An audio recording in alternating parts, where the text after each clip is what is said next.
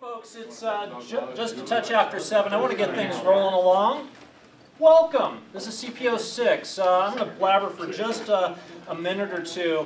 There's a couple things I want to make sure you're well aware of. In the media, what's popped up is something that's been talked about in this group for quite some time, and that's a West Side bypass. And the Hillsboro Argus, the Oregonian have put this out in the public. About 2-3 weeks ago, the Washington County Citizen Action Network, Washington County CAN, started floating around some documents that were internally circulating. And the city of Hillsboro is looking to do another connection like 217 that will connect Highway 26 to I-5. So that's going to kind of cut through the middle of farmland. On the other hand, we may need that facility. I want to remain neutral, but one of the things that's live right now is this poll that's on the story that's originated in the Argus's website. So the poll is, do we need a West Side bypass study? It's not, do we need a West Side bypass? Should we look at the issue is the question.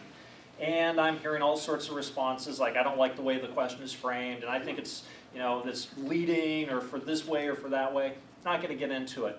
It's big news, and currently the poll is trending in favor for a West Side bypass study.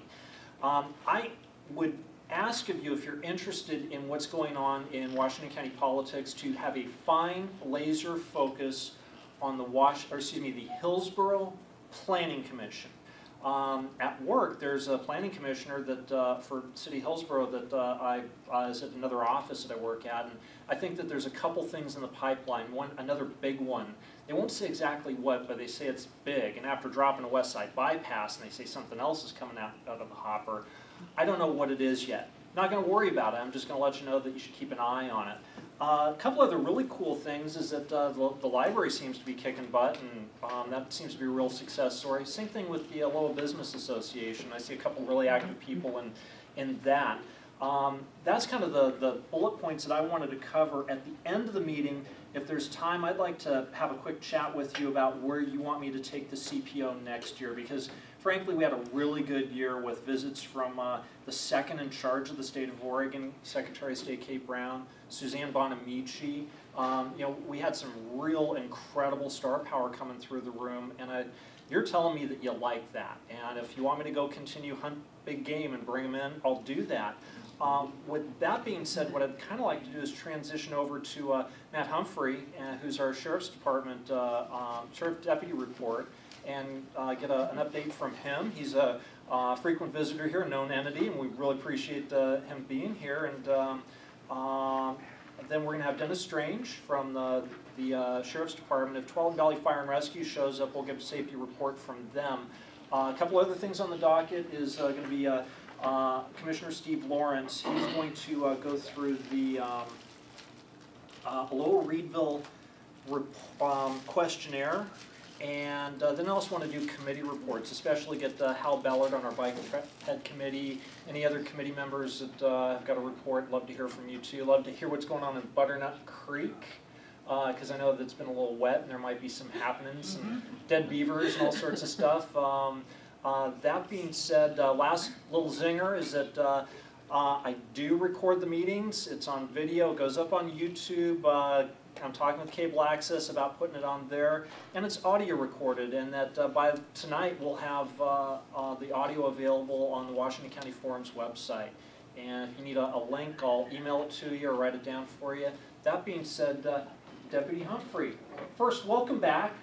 Absolutely. I think I missed like 1 or 2 months in a row. Uh-oh. We forgive you. Yeah. But what I would like to do is thank you for bringing the Blinkies. Yes, Blinkies. Not Blinkies. Not Twinkies. Those don't exist anymore. That's a target for you, Eric. We got them for free. But these have these star on them. I like them very much. So, a couple things. Obviously, these are here for everybody. Thank you. There's a guy that needs one. We also brought some preparedness calendars for you guys. So each month on here there's some little tips and stuff for earthquakes and some other just more normal situations, like maybe a child gets home from school a little bit early, something of that nature. Just things to think about. And some handsome, gorgeous people in here. Not me, probably Sergeant Ray. We also have the 6 area property crime printout here for you folks, like we always do. I'm trying to carefully stay off camera, so help me with that. And then we have the neighborhood watch news as well for you guys. Essentially, Sergeant Ray handed out a press release to you folks earlier that's probably circulating around, and after I talk, he's going to have a couple minutes for questions and answers, but he's kind of sick, so go easy on him. Essentially, it's been a real busy night in Aloha. That's why I'm covered in rain and I probably stink. So, does anybody have any questions, comments, outrageous remarks about anything at all that I can help answer? Sir? Good question. One of the things you might have been answering tonight was the crash over just west of 185th where it looked like a vehicle was trying to turn into that gas station. Boy, which one? There's been 3 tonight. Okay, this is TD Highway right near the gas station. Chevron. At 185th. Yeah. Was that tonight? Yes. There was a car in the left lane that looked like it was stopped to make that turn into that gas station. Nice. So, Is that gas station? so it was just, I came on the scene. In fact, I was on my bike and I got to pass everybody. So that was, but what I want to know is, who do we ask if we wanted to, if we, and I know it's illegal to make that turn, but a lot of people do it a lot. Yeah. Who do we ask?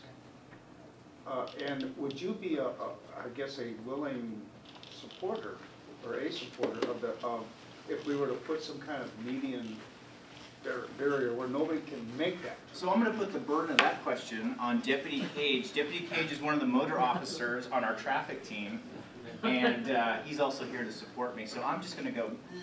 So, great question, because those double yellows is supposed to act as a median, which means you're not allowed to drive on a median, obviously. But in the DMV handbook that you get, it says that you're allowed to drive over that median. So, in that case, our judge is saying that he does not want us to write citations for this because the attorney came in one day and said, hey, here's the Oregon DMV handbook, and it shows it here that you're allowed to do it, and here's the ORS from the state saying that you're not allowed to do it. So what we're trying to work on there, which is very good, is we're trying to get those sticks that you talked about from LUT, Candlesticks? those candlesticks, the little thin ones, and put it up there and make it go far enough that people will not do that turn. Next Tuesday, we are doing a,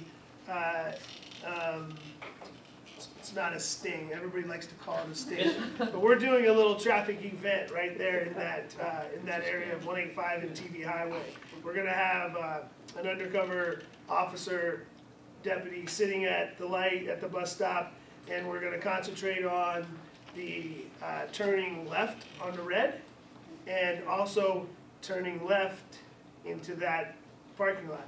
So what happens now is what we're allowed to write as a citation is we're allowed to write impeding traffic, because they go there and they don't all the way get into that center because it's only this wide. Right, And as you said, so now what we're going to do, instead of issuing, driving on a median, we're going to issue a citation for impeding traffic, and the judge is okay with that. So, especially since they redid the gas station, because now they have a lot more pumps, it's more accessible, they got the store, they got all this stuff going for them, and they're getting a lot more traffic. And people come off that because it shows on their GPS that there's a chevron there. Because I've stopped people, and they don't even know the area. And it shows on their GPS, because everybody has a GPS on their phone and everything else. It says there's a chevron there. So they come down from 26 all the way down to this chevron, because they have to have a chevron for business, and they turn there, and then here they are stuck, and they're afraid to drive anywhere else. They don't know where to turn around, and they don't know how to do it, so they stop right there, boom, and they turn. So that's that, but we do get the locals that just like to do it. So that's how we're addressing that. Can you? Don't do it on Tuesday, right? Maybe we'll switch it to Thursday now. I'm not sure. Well, here's the question. I guess the follow-up would be: you will have those statistics. Can you use them? Would you use them to approach ODOT or whoever has jurisdiction to, even if it's just one of those? What are they, about 12 inches wide and about that high? Those little barriers that follow that yellow line. Yeah. We have a great rapport with ODOT, and that is a state highway there, and they work with us all the time, and they pretty much, if they have them, they'll put them out for us. So I just want my sergeant to see it himself, so we can write something up, and then ODOT guy, he might even show up on Tuesday also. So, because they're really, they believe in what we say, we don't need to have a bunch of, they're not very expensive. I think they said they were $50 a piece, Not much, yeah. something like that, so like, we're talking the real thin ones. Yeah. Not the Yeah. big candle things that are No. gonna stop traffic. So we're looking into that, and like I said, statistic-wise, they're not really, as far as I know, I don't do that, my sergeant does that, he approaches them, but they've been really, they work with us really well. Okay. So, I mean, there's not a, accident-wise, I don't know.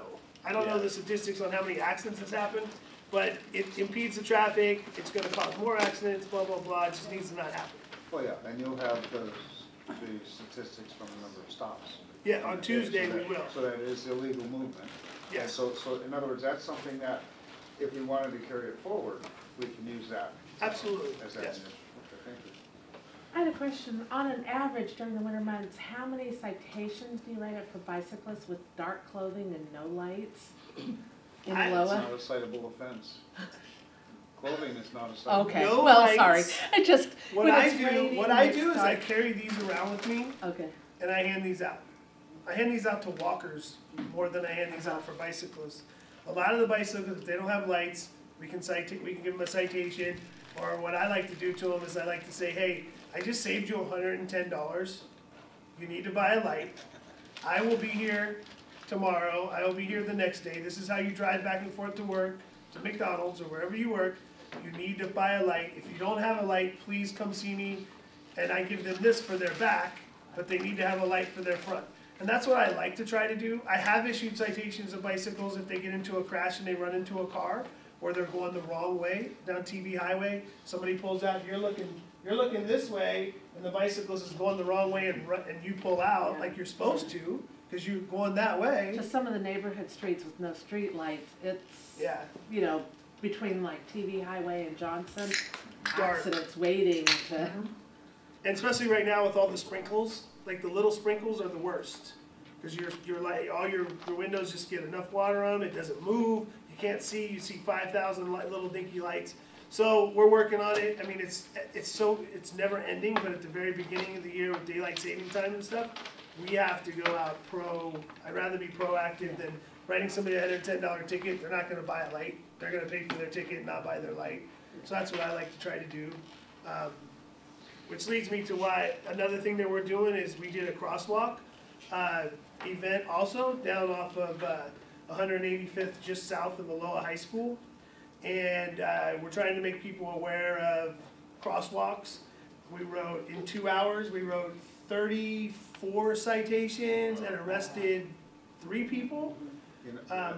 And so, but we also gave like 45 warnings. It was crazy. We had 6 motorcycles, and we had officers standing there once they hit that yellow square, looking, cars are coming, and they're not stopping. We had them walk out, where the guys almost ran them over. So we're trying to make more people aware of this also. So we did that in your area because we have so many people crossing. We can't stick a traffic light up every place that they cross. It's just, you just can't do it. And that's something that we did a media release on that before it happened, before the crosswalk sting, I'll say it. No, before the emphasis on safe pedestrian crossing, how's that? Yes. I mean, and none of this stuff's a secret. We're not trying to write citations. They're just trying to educate the public. Exactly. So with the release and letting the media know about it, and just, I mean, those, actually, I didn't think their numbers were gonna be that high, just Yeah. because, I don't know, I watch for pedestrians, but so it's just kinda like the bicycle thing, like Deputy Cage was saying, it's just education, and they tell their friends, and they tell their friends, and, you know, it goes a long ways toward making sure that people are kept safe. I would like to, maybe off record or offline, talk to you about the bicycle events that you do conduct or that you might conduct, just for my own interest. I work with, as an educator and a coach, what part of what I do is help people teach the curriculum. And one of the things that throughout the country, what they do is there'll be an organization that instead of when people are caught up in these events, rather than pay the $110 fine, they come into this class, they pay $70 for the class, and then they kind of like a, you know, what do they call those things where you, We have vehicle compliance also, Bike but court. we add Bike stuff court. too, yeah, kind of like a bike court.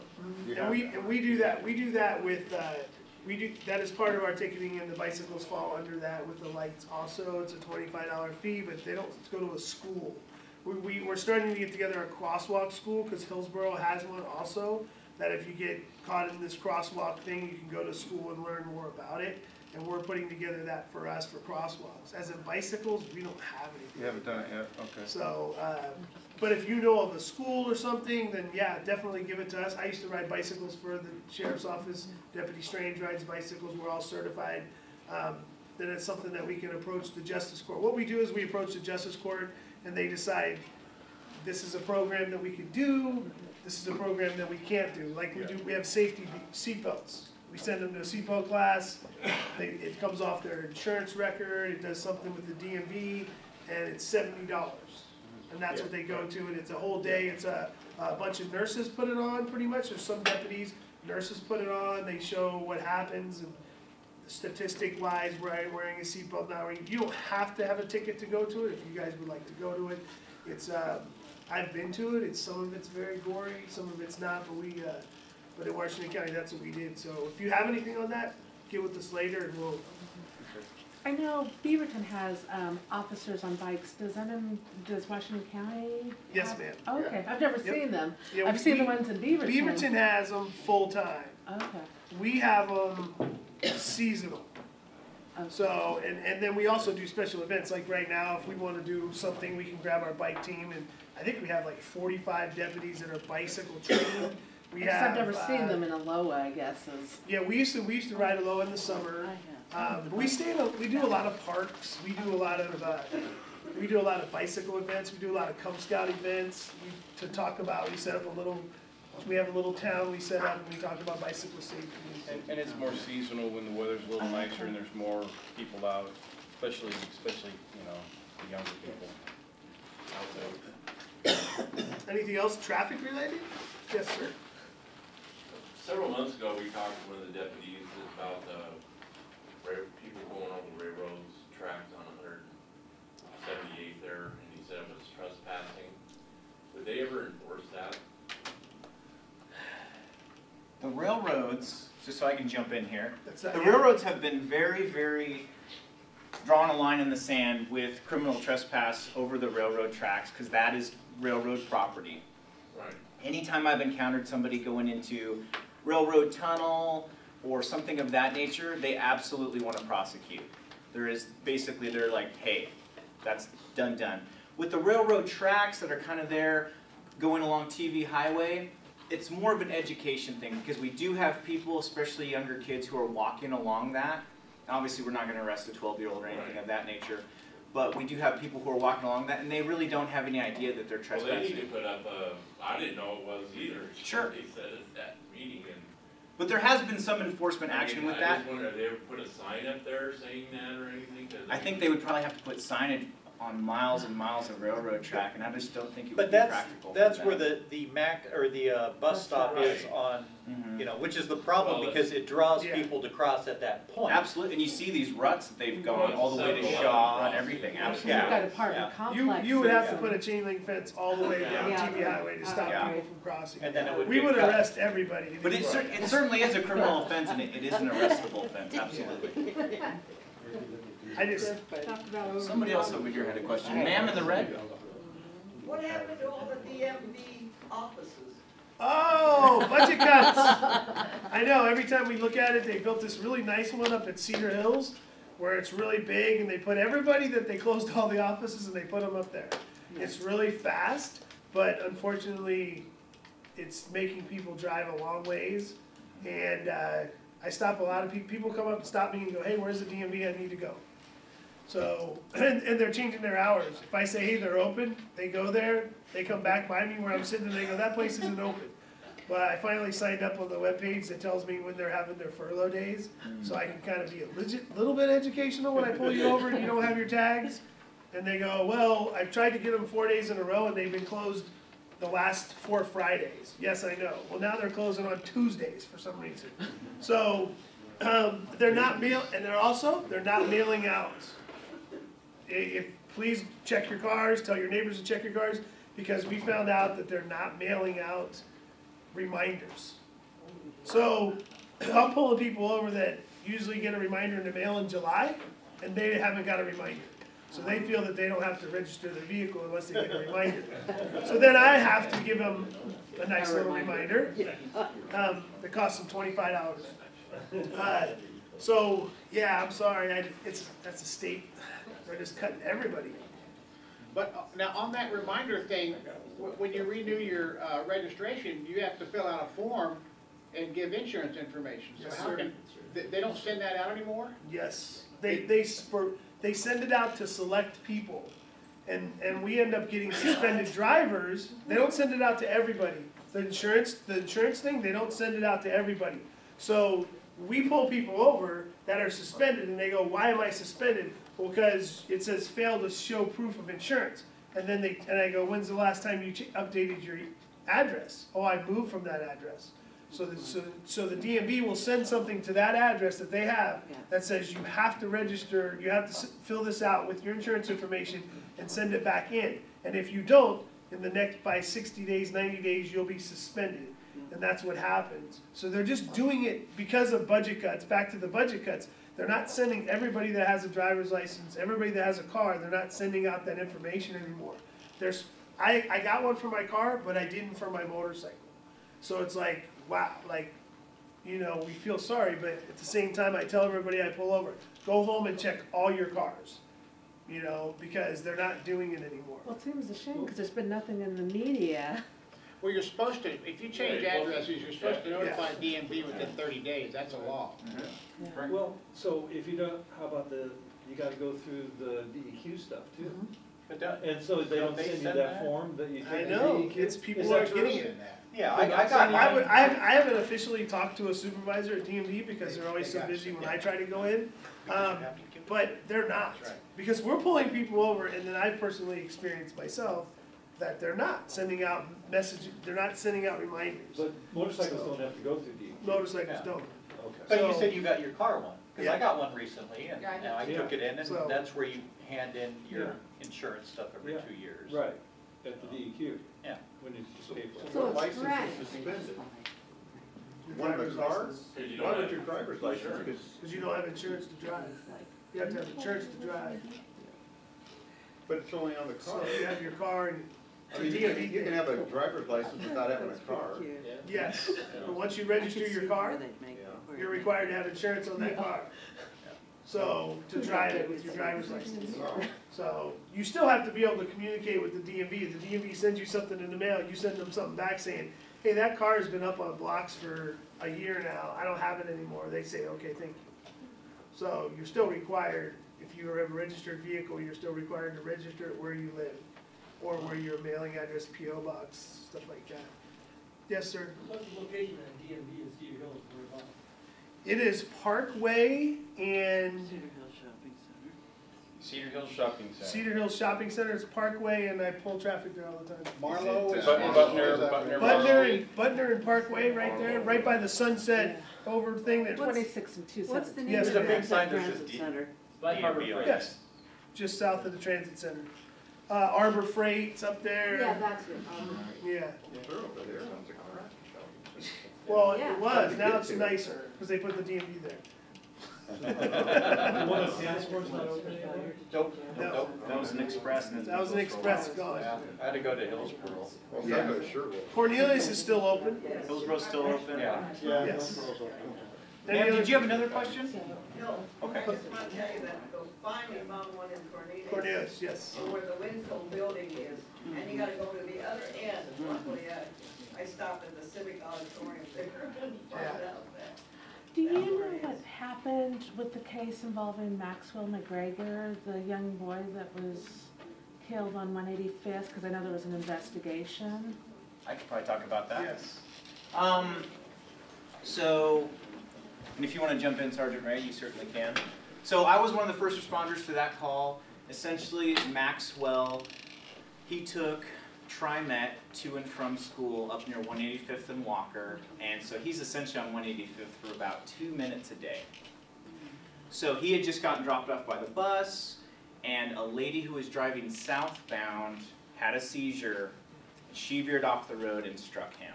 Yeah, because I know there was an investigation. I never saw anything in the newspaper after that. So he died pretty much instantly at the scene there, within probably about 100 yards of his house. Wow. So, so that's what happened. The mechanism. Go ahead, sir. Wasn't she just in the hospital the day before? That Got same day. released?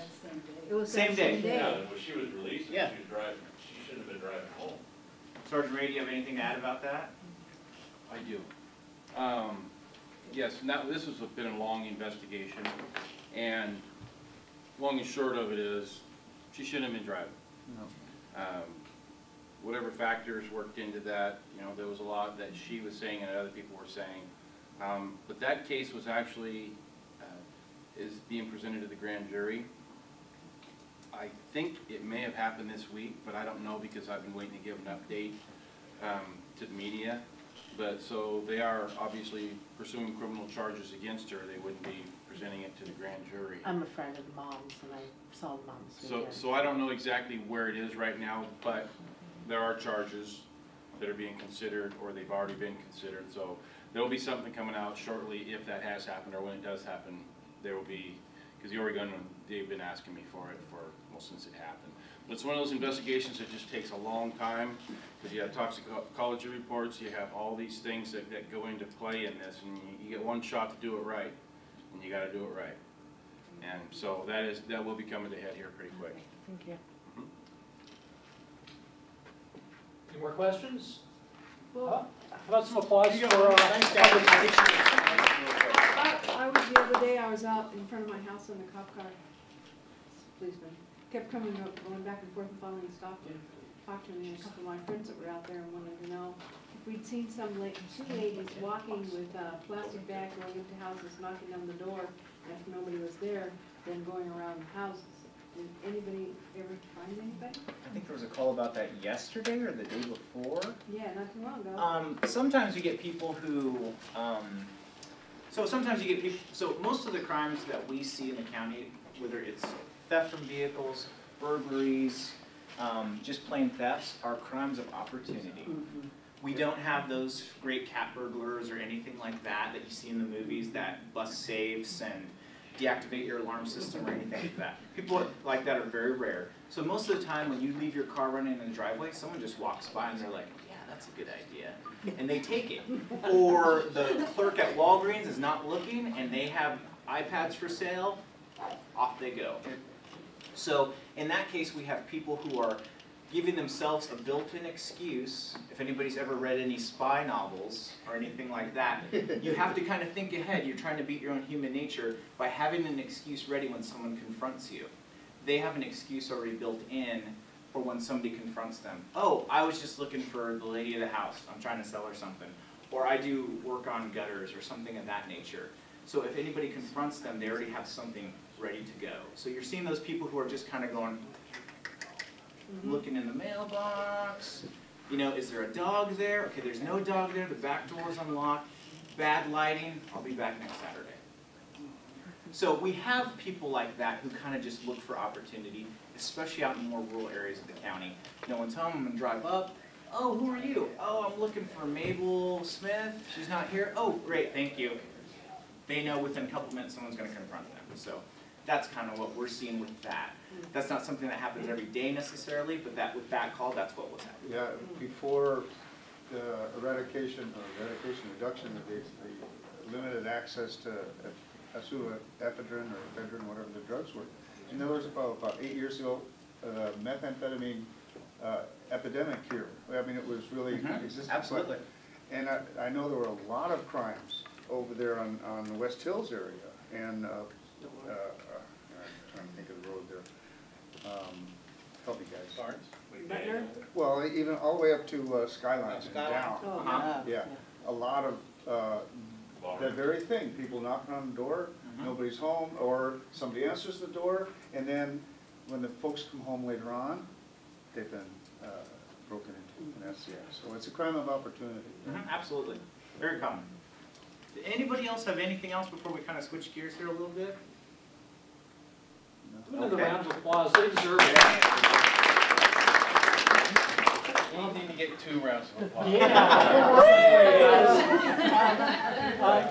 A couple quick things. I'm going to send around the clipboard. I asked that you sign in, and if you haven't, would you just grab the clipboard and give us your signature?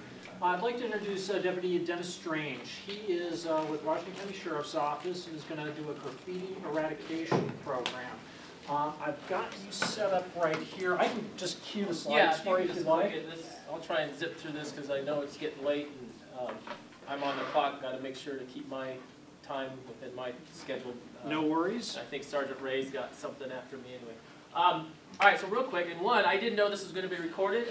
There are some graffiti photos in there that may or may not have some offensive language, because that's part of the graffiti culture. We'll try to zip through those. I apologize in advance, but part of this demonstration is to just inform the citizens of Washington County, one, what we mostly have here in the county as far as graffiti, and kind of some types of graffiti. I've been doing this assignment. I'm the one and only, or the main, primary investigator on the patrol side for the graffiti eradication team or graffiti program. I'm trying to remember when I started, but basically I'm within my first year of doing this. It's a culture all on their own. They have their own language, their own ways of communicating, their own rules, regulations, code, whatever. And it's something that I am constantly learning. There's some books out there about the history of graffiti that started in New York and San Diego and everything, but there's really nothing training-wise that I can go to about specifically here in Washington County. I'm learning this day after day as I'm out on the road, on patrol, contacting juveniles, adults, because it's not just juveniles, it's people as old as in their 30s. The tagging culture, if you will, is something I'll kind of explain a little bit more. They're all different ages. Okay, so real quick, and any questions? I'll try to buzz through. I've got a number of slides. Questions, if you can just hold off, write yourself a little note. We'll try to address those at the end, but I want to kind of zip through these as quickly as we can.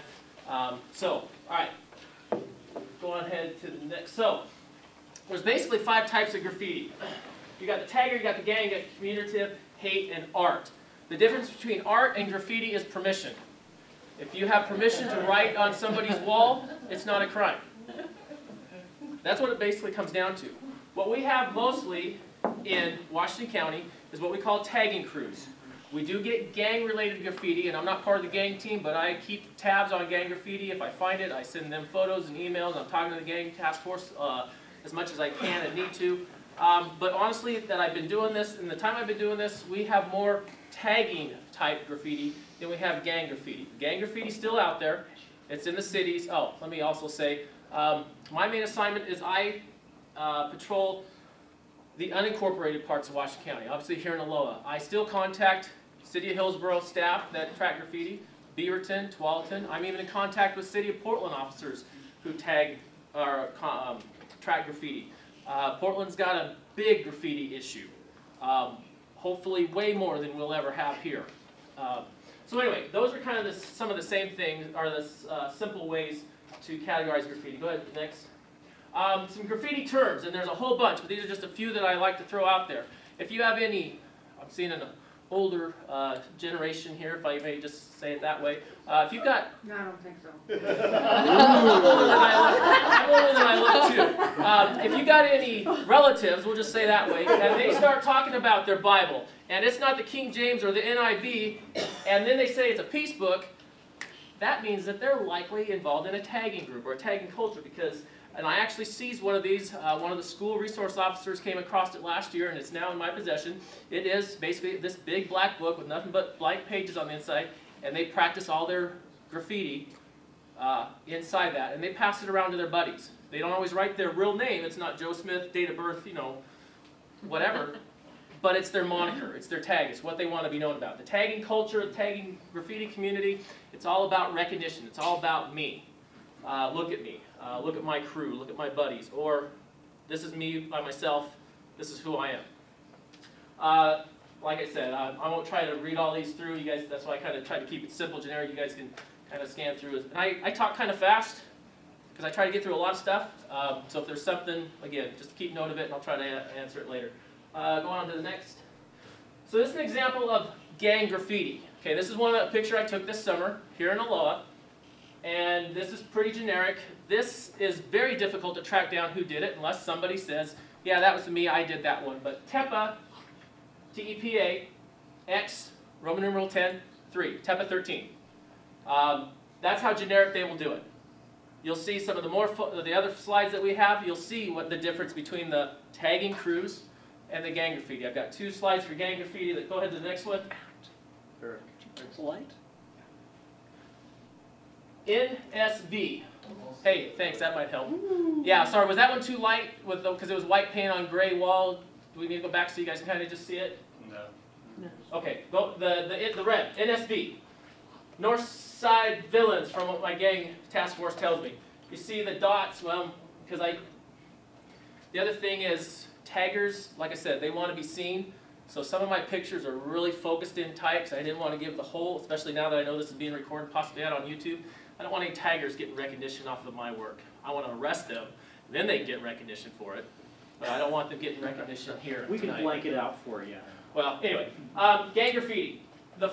Down here on the bottom would be actually 4 dots to represent, honestly I can't remember because I don't see as much gang graffiti. But anyway, again, just gang graffiti is more simple, quick to the point. They scribble it out and they're gone. Off to the next. Again, okay, now we're moving to more of a tagging crew. It's a simple way, but if I showed the whole view of what this moniker would be, it's this one I did almost a year ago. I can't remember what exactly it is. But you'll see how simple it is, again. But it's a tagger. It's not a gang-related tag. The word tag gets thrown out a lot, so I hope I'm not confusing you. Anyway, go on to the next. Here's another one. Oops, well, this one's, again, I don't like it being recorded. I'll just say it right here, right now, for anybody that sees this on YouTube. TSK is a tagging crew here in Aloha, here in Hillsborough. I'm looking to arrest every one of them that I can. Because they tag Hillsborough, they tag Aloha, and I'm looking and working to identify every member of that crew, adult or juvenile, to arrest them and charge them with what I can. Here's where they will throw up their moniker, the big bubble letters. The TSK is the tagging crew, and up in the right-hand corner there is more than likely the moniker of the person that did it. On to the next. Same thing. You see the TSK, that last slide and this slide, they were right next to each other on some, I believe it was like apartment complex, garage or something like that. Kind of the bubble lettering. Again, just to show the difference between the tagging crew graffiti and gang graffiti. Next, please. Here's one where we're getting a little more of the artistic, colorful. This is south end of Washington County. I won't say the exact destination. It's kind of an out of sight, out of mind, but it is a hot spot that I'm definitely watching. Another partner, that actually Deputy John Kinzel, that started this graffiti eradication program a couple years ago. Well, one of our commanders started it, and Deputy Kinzel was the first to do it. I took over for him. Him and I both watched this area, and there's some slides coming up where a gentleman was actually arrested down at this location. So you kind of see the difference between a tagger and gang graffiti. Go to the next. Same location. This is actually the start of somebody's mural down in my hot spot where Deputy Kinzel, I was on vacation in the week, Deputy Kinzel contacted this gentleman and arrested him. The reason why I have this is you're going to see what he had in his backpack, his clothing, in the next few slides, his clothing, all the paint on him, kind of some telltale signs of a tagger. Next, please. Some of the materials he had down there, household paint, a roller, a pan. Obviously, these areas that get a lot of graffiti also have a lot of littering, a lot of garbage. They'll use their spray paint, their rolling pans, and they'll just throw it to the side. They'll throw it in the creeks if they're by a creek. Next. Here's his clothes. This is an adult that was arrested. You can see, going back to that other picture, the colors. Look at the colors on his sweatshirt. We call that evidence. Yes. He was actually coming back to finish. He didn't actually get caught in the act. He admitted to Deputy Kinzel to doing that big blue, yellow, black mural, but you can see he's wearing the same clothes. So when I'm doing my patrol, I'm looking for someone with a backpack, I'm looking for somebody with a lot of paint on their clothes, I'm looking for some signs like that. Next, here's his shorts. Obviously I'm not going to show his face, but again, okay, so next. Here's his backpack. It's on the back of the patrol car after Deputy Kinsel has it in custody. Go to the next. Camera. They like to take photos of what they do. They post it on the internet. They post it on Facebook. There is websites dedicated to graffiti where you have, it's social network, where you have to be a member to log in and out, to be able to view people's stuff. And it's nationwide, it's worldwide. So they're going to have pictures either on their cell phone or their camera if they're caught in the act, or if they're just walking around. Going into the backpack, you kind of can see some of the paint, just household paint stuff. Small roller, spray paint cans, the clear thing I believe is a pan. Next, look at all the colors he's got. Obviously he's going for the gold yellow look. He's got his black, he's got his paintbrush so he can do some little fine detail. Next. More tips, more caps. If actually that last one with the spray paint cans, if the picture wasn't cut off at the top, you'd see pretty much all his cans, there were no tips. They save their tips, they discard the can. They want to keep their tips because they like the different textures or widths or whatever. So they keep those so they can reuse them. Next. Here is a backpack of a juvenile that I actually just contacted this week. What do you think gave him away? If he's wearing his backpack on his back and he's walking down the street, what did I see? I saw the graffiti right there on the top. You bet, plain view. Hey buddy, how you doing? What's your name? I'm Debbie Strange. How you doing? I ended up going to the next, or go to the next slide, please. Here's the back. Here's the part I could not see until I asked him for consent. Hey, can I take a look at that graffiti on your backpack? Takes it off. Yeah, sure. Here you go. I'm like, hey, wow, neat. Guess what I do? I investigate graffiti. Go back to the next one real quick. He's not a tagger that I have tracked much, or really tracked any yet. But you can see street life. It's kind of you'll see a slide I have close to the end of this where the tagging culture, it's all about being committed to your art, to your crew, to your people, and not ratting people out, not talking to the police. But street life, it's all about living on the streets, being cool, whatever. Like I said, I'm still learning this.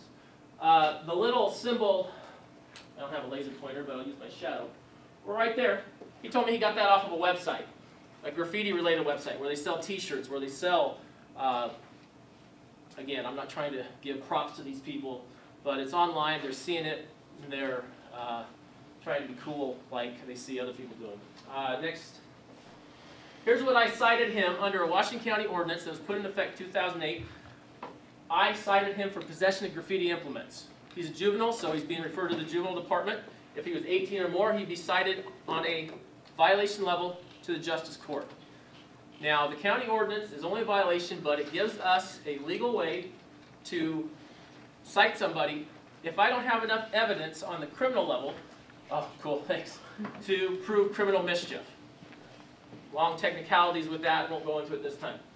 Basically, the red glue stick is basically just that. It was a glue stick, but he modified it by putting ink in it. He told me the solution he made to put ink in it.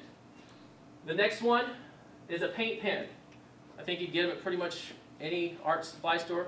You shake them up kind of like a spray paint can. You hear it rattle around, and you can paint. I remember using them as a kid in high school, junior high, way back then. But again, he told me how he modified it. The clear tape that's there, later when I got this back to process it, put it in evidence, the cap tape came off, but that tape was there to keep the two pieces of the cap together, because right here is where the cap would come off, and he was filling it with his ink. So he was modifying something to make a graffiti implement. So I cited him for that. This label that is on the pen is a shipping label from the post office. I'll get into what are slap tags here in just a minute.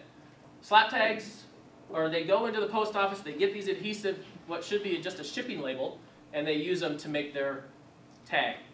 And he wrapped it around. So as I saw that, once he let me search his backpack under consent, I'm like, dude, why is that shipping label on there? Well, next please. Yeah, he was kind of at a loss for words. Granted, he is a good kid. Here's a slap tag. You can see, plain and simple. It's from the post office. They will go in, get these, and they will sit in school, because I used to be a school resource officer. I saw them do this too. They'll sit and they'll practice. They'll do their practice in their peace book or their Bible, and then once they got it down the way they want to, or the way their crew approves of, then they'll put it on the slap tag. And then, literally, they slap them on something as they're walking by. Or they also trade them. These are on the internet to trade. They trade them like baseball cards is what I've been told. Still kind of a newer one that I'm aware of them. I'm just not sure how they're in the culture or how popular they are.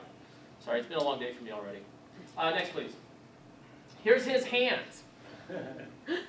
What do you think, as I started talking to him, what do you think? I thought maybe he just tagged something recently. But anyway, sometimes they'll have paint on their hands, sometimes they won't.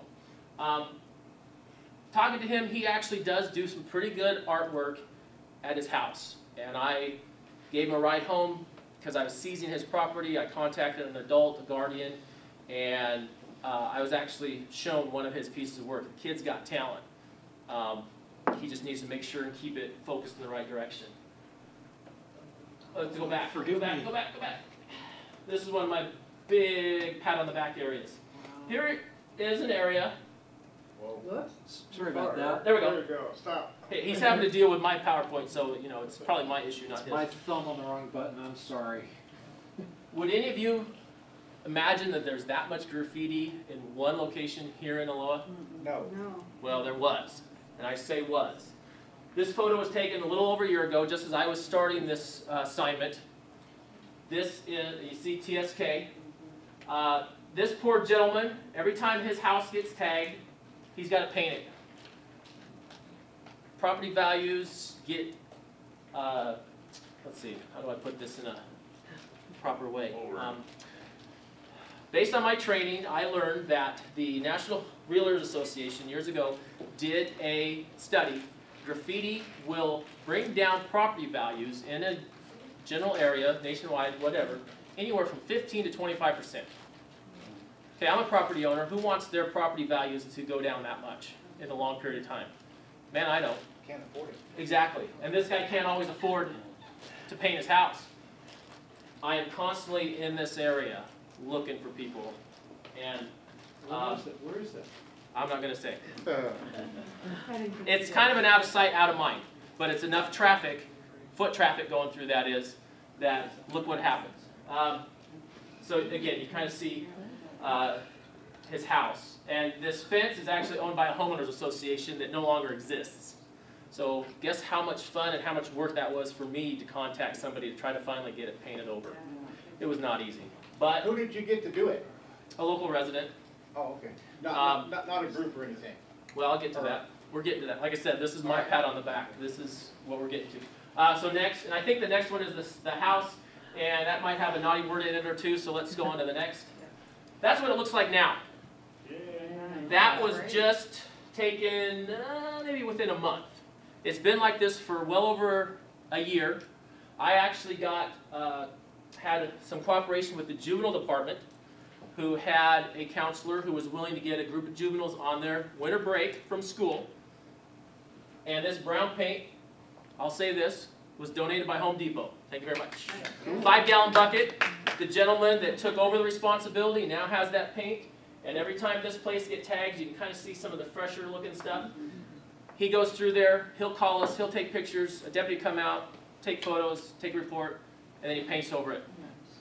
So we're trying to, oh, and you can also see how nice and clean his house is, but it's again, a constant target. So the other thing I was able to do, with how out of sight, out of mind this is actually a fire access road that the fire department needs to be able to get in and out of. That gate down there, I was able to finally determine who owned the property once I got the fire marshal out there. The fire marshal and I met out there. He goes, wow, we didn't know this was in this bad a condition. They're going to have to clean all these bushes. They posted the fire lane no parking signs. And then actually it turns out a little bit this way out to the main road, and they had to paint, the owners had to paint the red line indicating a fire lane. So, slow wheel is turning, but we're making progress. Next. Oh, Just an no. example of how people randomly go down the road and tag people's property. Again, this is here in Aloha. Early this last summer, I think, somebody's motorhome. I mean, who knows if they're even living here? Maybe they were visiting and just parked out front, and this person wanted to leave their mark. That's a shame. Yeah, because that was not, I didn't take this report myself, another deputy did, but that wasn't cheap to clean off. No. Next, please. Oh, whoops, a little bit out of place. But the gentleman that was arrested by Deputy Kenzel for had all the paint, and the backpack, and the camera, and everything, he also had marijuana in his bag. A lot of the times, these folks, when they're out tagging, they'll be stoned, they'll be drunk, they mix and match. So if you get a tagger, there's a good chance you'll get dope. Or if they're a minor, you might get them drunk, so you might get an MIP. Next. Remember I mentioned that some taggers are in a crew and some are by themselves? Here's an example. Solo. Just me. Just by myself. This I'm still trying to learn to read. I'll admit I can't read them all.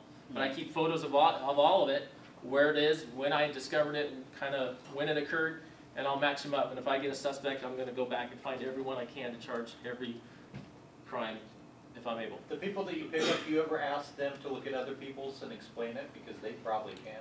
Some of them can, yeah. But as we get down to one of my last slides, the culture, they don't talk.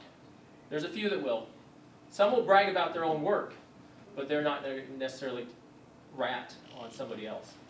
Next. Oh, great, here it is. That was off one of the websites that the juvenile I contacted this week told me about. I looked it up. Oh, I see. Don't talk. Break the law. Mm-hmm. That's kind of the attitude of the tagging culture. Never says or don't talk. Anyway, next. I put this one in there.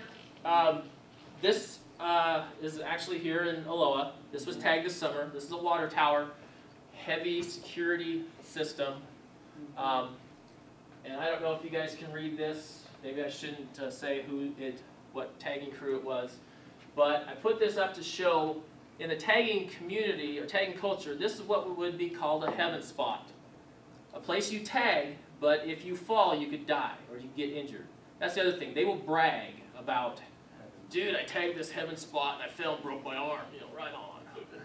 Because it's all about props to them, about being top dog, if you will, maybe. Okay, next. Here's another example of a slap tag. This is on Beaverton Hillsdale Highway in Beaverton, but it falls under Sheriff's Office patrol jurisdiction. You can see the nice award that the Sheriff's Office got one year. You can see right there, I tried to peel it off before I took pictures because I wanted to see how much damage is actually going to be. But somebody got real creative and actually took the time to make adhesive stickers to change the lettering. This has now been fixed. ODOT came out and changed it as soon as they were told about it. Well, obviously it's Mr. T. Yeah, they also put Mr. T right there. Pity the fool. Okay. He hasn't been working lately. Next. Okay, I'm not a real fancy whiz-bang computer person, but that's the Sheriff's Office website. I will also leave my business card that has it on there. If you have questions about, and I don't know how I've done on time, graffiti eradication programs, one of the deputies from the jail is the one that actually handles that part of things. But there's some information on the website that I'm actually trying to kind of update. Anyway, any quick questions? How are we doing on time? Doing fine. We got plenty of time for questions. Okay. Did you guys ever get any of the guys that did Rio's ribs in the gas station? No. I was so happy when I drove through that area and saw Rio's ribs getting torn down. Yeah, we 'Cause are too. I was checking that quite often, but when they tore that down, I'm like, woohoo! And the gas station, nobody's ever called me back about that one. Rio's ribs, I would see fresh graffiti. I would call the phone number that's on the developer sign out front. Nobody ever called me back. I would just, a week or so later, see it painted over. Same with the gas station. They don't call me back. They don't want to be bothered. That's the difficult thing about graffiti. and criminal mischief. If I don't have a victim, I don't have a crime. So I might find it. I leave my business card on plenty of doors for people. Please call me about the graffiti on your fence on the backside of your property, but they don't call me back. I still take photos, I document it in my notebook, but if I don't have a victim, I don't have a crime. That gas station's in Boise, Idaho. Well, they probably get tired of hearing from me because I will call. And that's the other thing, abandoned properties, it's sometimes fun tracking down owners. But you can, I mean, Washington County has an ordinance after 2 weeks. I'm glad you brought that up. Because when I was fighting with the Rios in the gas station, the Oregonian took pictures, and I met with your predecessor and said, okay, this has been up a month now, here's the documentation. And I was told that they wouldn't do anything about it, so I went up further up the sheriff's ladder. And Well, then lo and behold. yeah, and I'm glad you brought that up because that's the part I didn't get in. The juvenile that I contacted this week that had the purple on his Puma backpack and everything, I cited him for those three graffiti implements. It's under the Washington County ordinance that it states that you can be cited for unlawfully applying graffiti, possession of graffiti implements, but it also falls where a property owner can be cited for allowing graffiti to remain on their property more than 14 days after it's been reported. And yeah, I can cite somebody, I haven't, because that's, you know, why penalize a victim? I'm more about, hey, let's get it cleaned up, let's work together, call when it happens. That's the other thing, you guys get graffiti on your property or in your neighborhood or whatever, call us, call the non-emergency number. I think it was different because the gas station owner said that he thought he was being a good property owner, a neighbor, and. Well, but if they don't live in the area, and Okay. yeah, they're Yeah. in another state, like one gentleman mentioned, you know, they don't know. But when they get a call from me, they kind of figure, oh, hey, I better do something. Graffiti on the street, how should a property owner handle that? Actually, physically on the street? Yeah, on 174th, there's been some tagging on a guy that owns some falling apart homes. He did take care of the fence, but I noticed that when that graffiti happened, there was also, I don't know if it's gang or just tagging.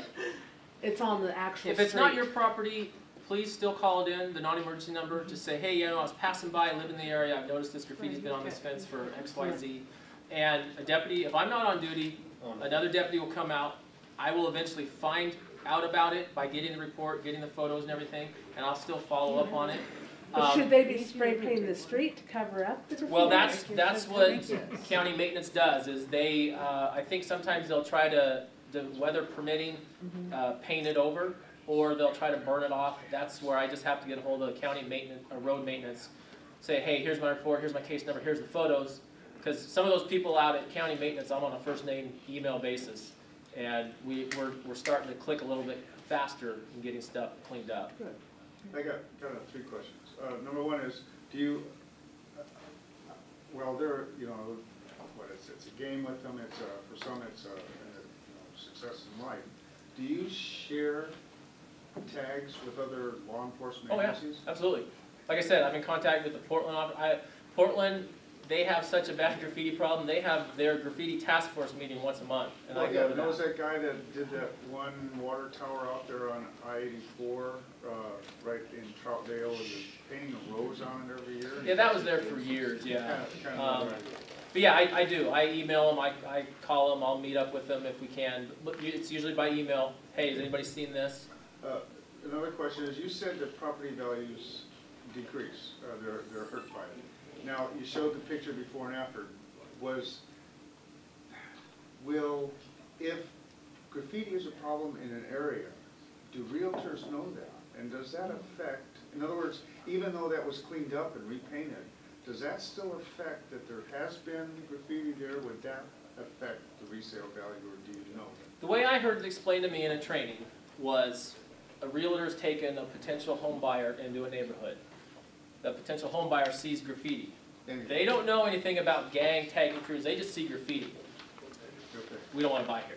You don't wanna buy there. Yeah.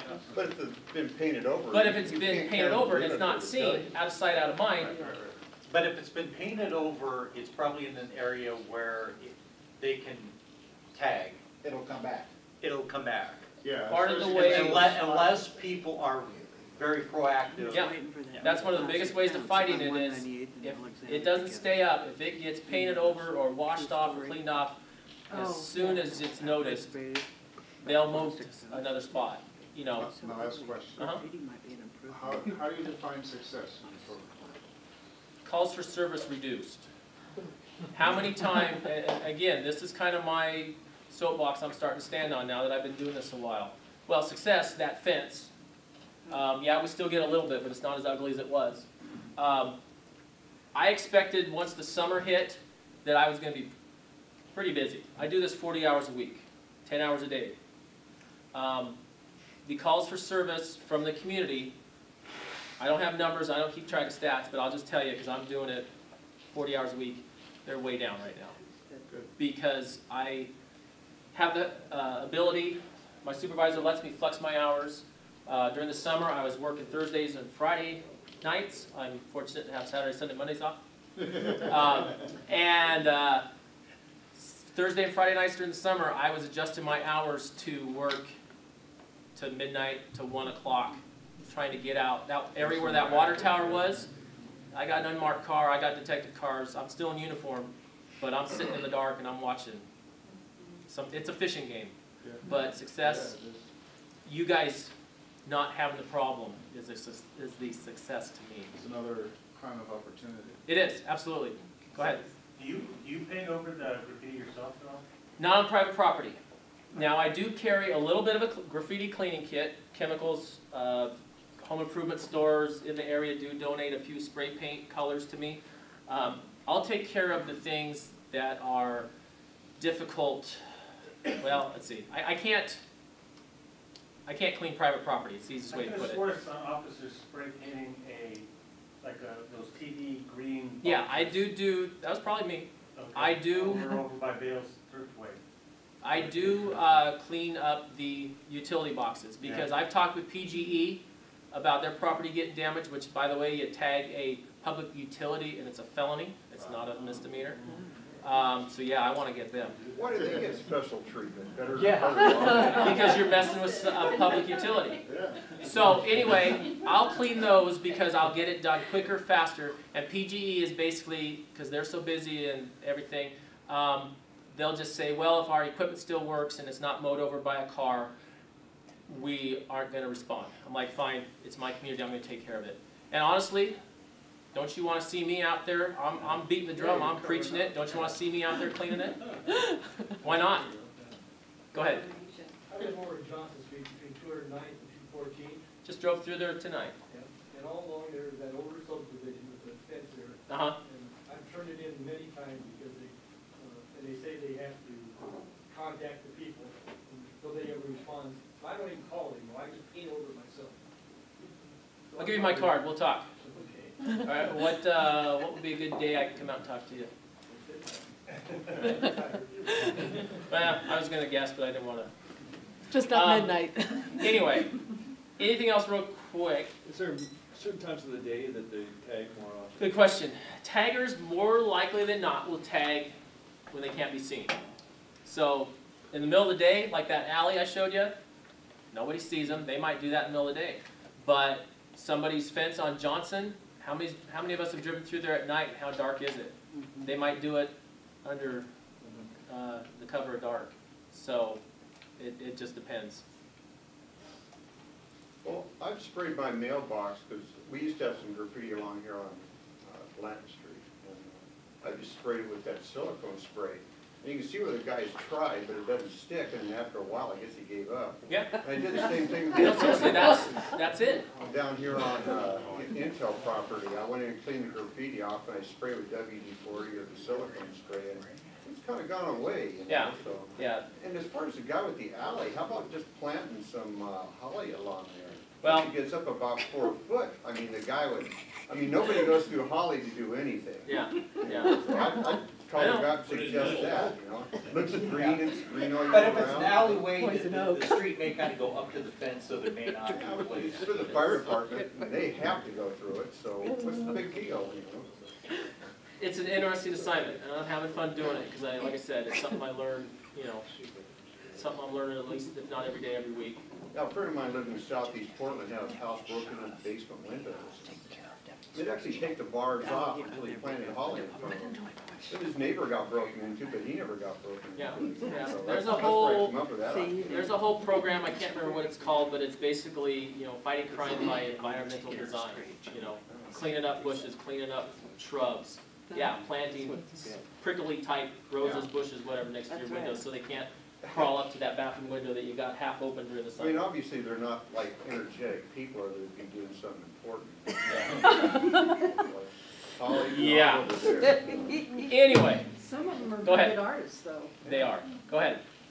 Question is, when you catch the guilty people, whether it be a minor or a help, can you force them to help you clean it up? I can't force them. I can't force them. The courts can. That's what I'm talking about. But that's up to the courts. That's up to the juvenile department, the juvenile DA, and the adult DAs. Again, I've only been doing this less than a year.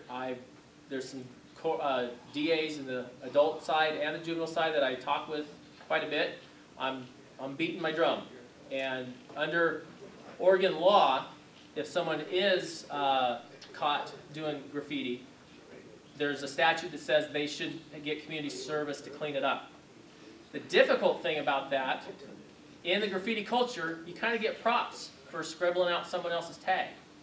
So, do I want to arrest somebody and then they can still brag that, hey, I got arrested, but I still scribbled out everything? Because taggers still get in turf wars. They'll scratch each other out.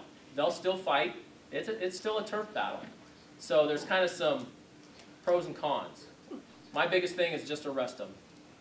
My message is not here in Washington County. So, well, I'm not going to say where. I'm just saying not here. Here's something that I got from, I called a sergeant down in San Diego to talk to him about graffiti. And he says, Dennis, you want to keep the cancer out. San Diego's got a lot of graffiti. So yeah, we want to keep it out. Do you find that people tag in their own neighborhoods or somebody else's? Absolutely. Oh no, they'll tag in their own neighborhood because they want to be seen. Taggers, I haven't done it personally, but I've talked to officers that have followed graffiti taggers, and it just kind of circles up to what ends up being their house. So yeah, they'll tag their own area. All right, I think I've gone a little bit over. My cards are up here. Right now I'm currently working Tuesday through Friday, 8 to 6. I check my voicemail at the start of my shift. You can always, if you think I'm on duty, call the non-emergency number and ask for me. If you just want me to stop by and talk, which yeah, absolutely, tomorrow might not be the best day, but next week or the week after, just call, leave me a voicemail if you email. I'm going to throw this out there. Due to, as budget cuts have been a discussion tonight, I've been informed that as of our next shift bid starting around, is it March I think, I'm going to be doing, I won't be doing graffiti eradication full time. I'm going to be back in the shift bid. I'm going to be assigned to district. I don't know what my hours are going to be. But I'm still, from what I understand, going to keep the graffiti assignment as a collateral duty. So I'll keep up with as much as I can, but if I'm assigned to district and I can't necessarily float a LOA like I do, because that's the freedom I have right now, I can go anywhere in the county. I'm kind of a wild card. Tonight we were getting killed with traffic crashes, so I was helping with those. But as the graffiti eradication investigator, I can go anywhere in the county. And anyway, thank you. I hope I didn't bore you too much. Let's move on. We've got something for you. You have one of the most dangerous assignments you could possibly have is public speaking. So we want to thank you for being here with a bottle of Strange Brew Graffiti Removal Juice. There you go.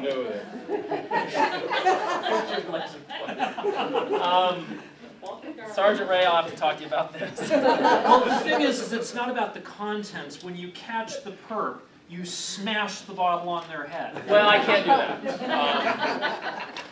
We pay the bills. You got to direct it. There's no argument. We're the taxpayers, and you just got your mission assignment. Then if you like what you've heard and what I'm doing, let the sheriff's office know. We can do that. So, hey, thanks again. We appreciate it. We can do that.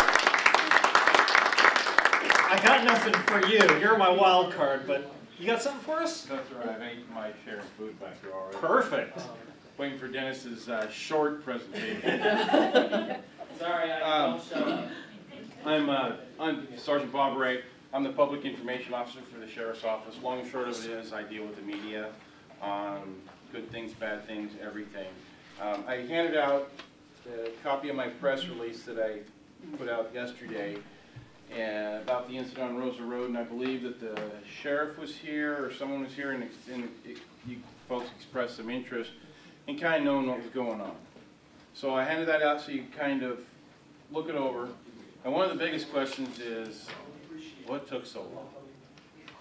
You know, it's like any other investigation of this type, it just takes a long time. We had some evidence. I've got a couple knives at the scene that the neighbor had actually found the next morning when it was daylight that, you know, we didn't know if they were related to this case or not, so we had to send them into the Oregon State Crime Lab, and that takes a lot of time. And we were very fortunate because the DNA that came off of one of them is 1 in 10 billion with a B, that it belonged to the person that's being charged with crimes. This was the incident, if y'all remember. The guy shot the guy down there on Rosa Road, just east of 185th, right about the intersection of 183rd and Rosa, 2 months ago.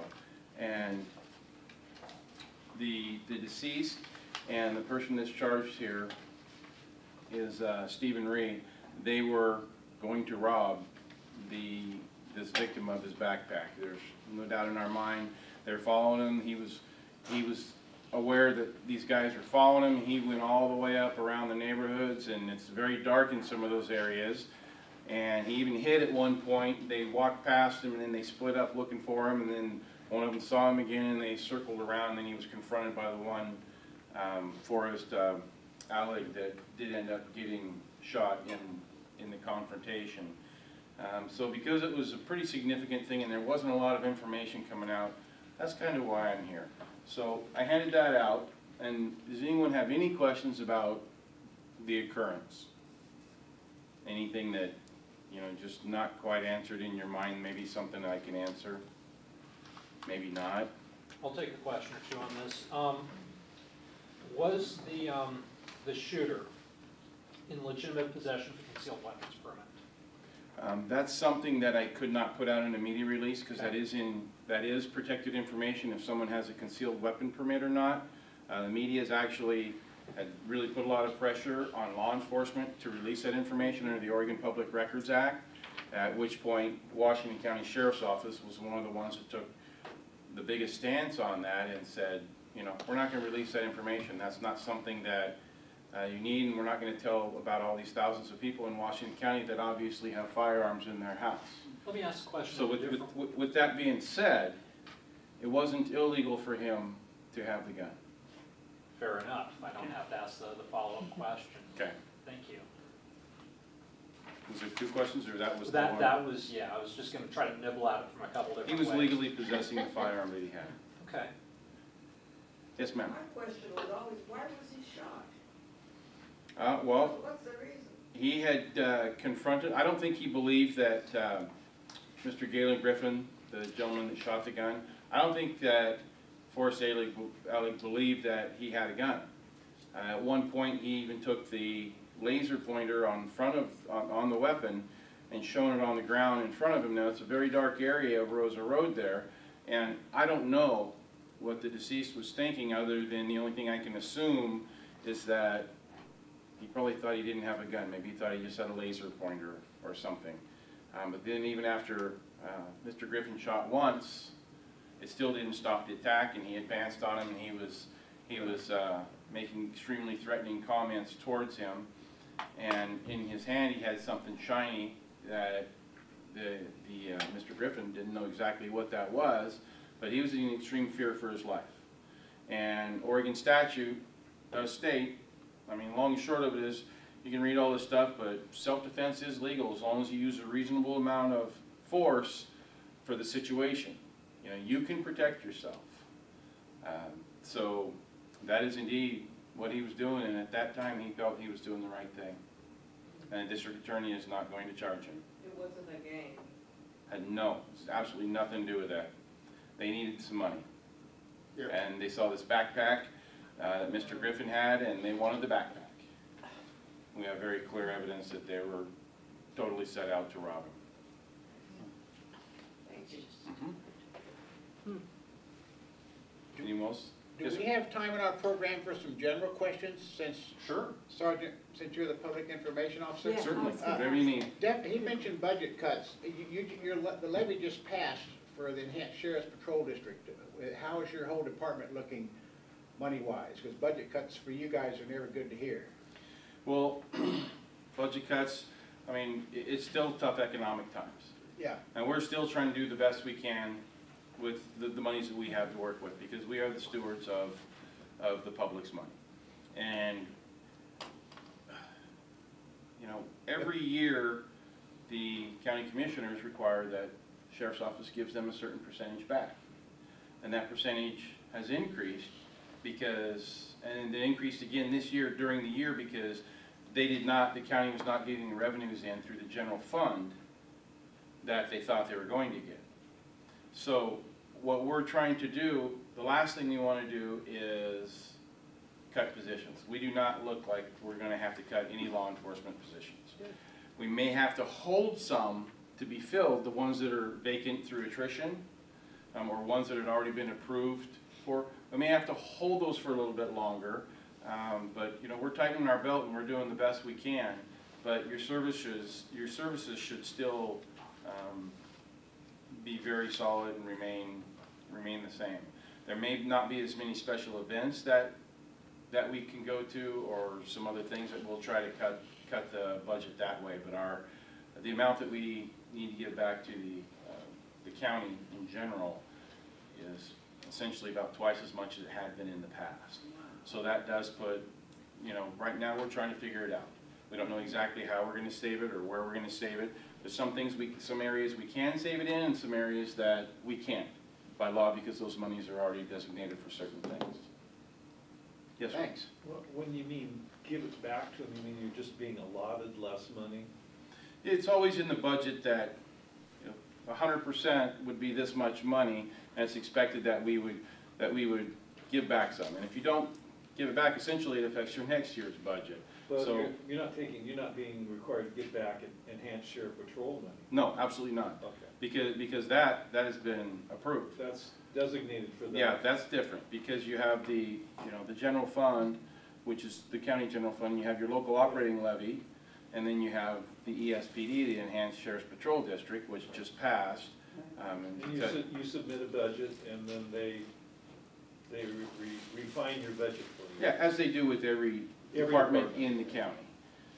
You know, it's just, we're trying to do what most people are doing is, do more with less, or at least, hopefully do at least the same with less.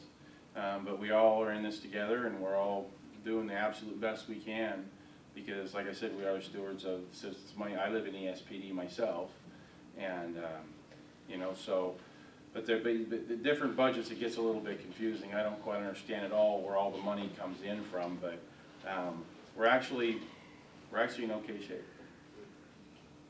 Yes, we'd love to hire more deputies, because our deputy to citizen ratio is much less than in the cities.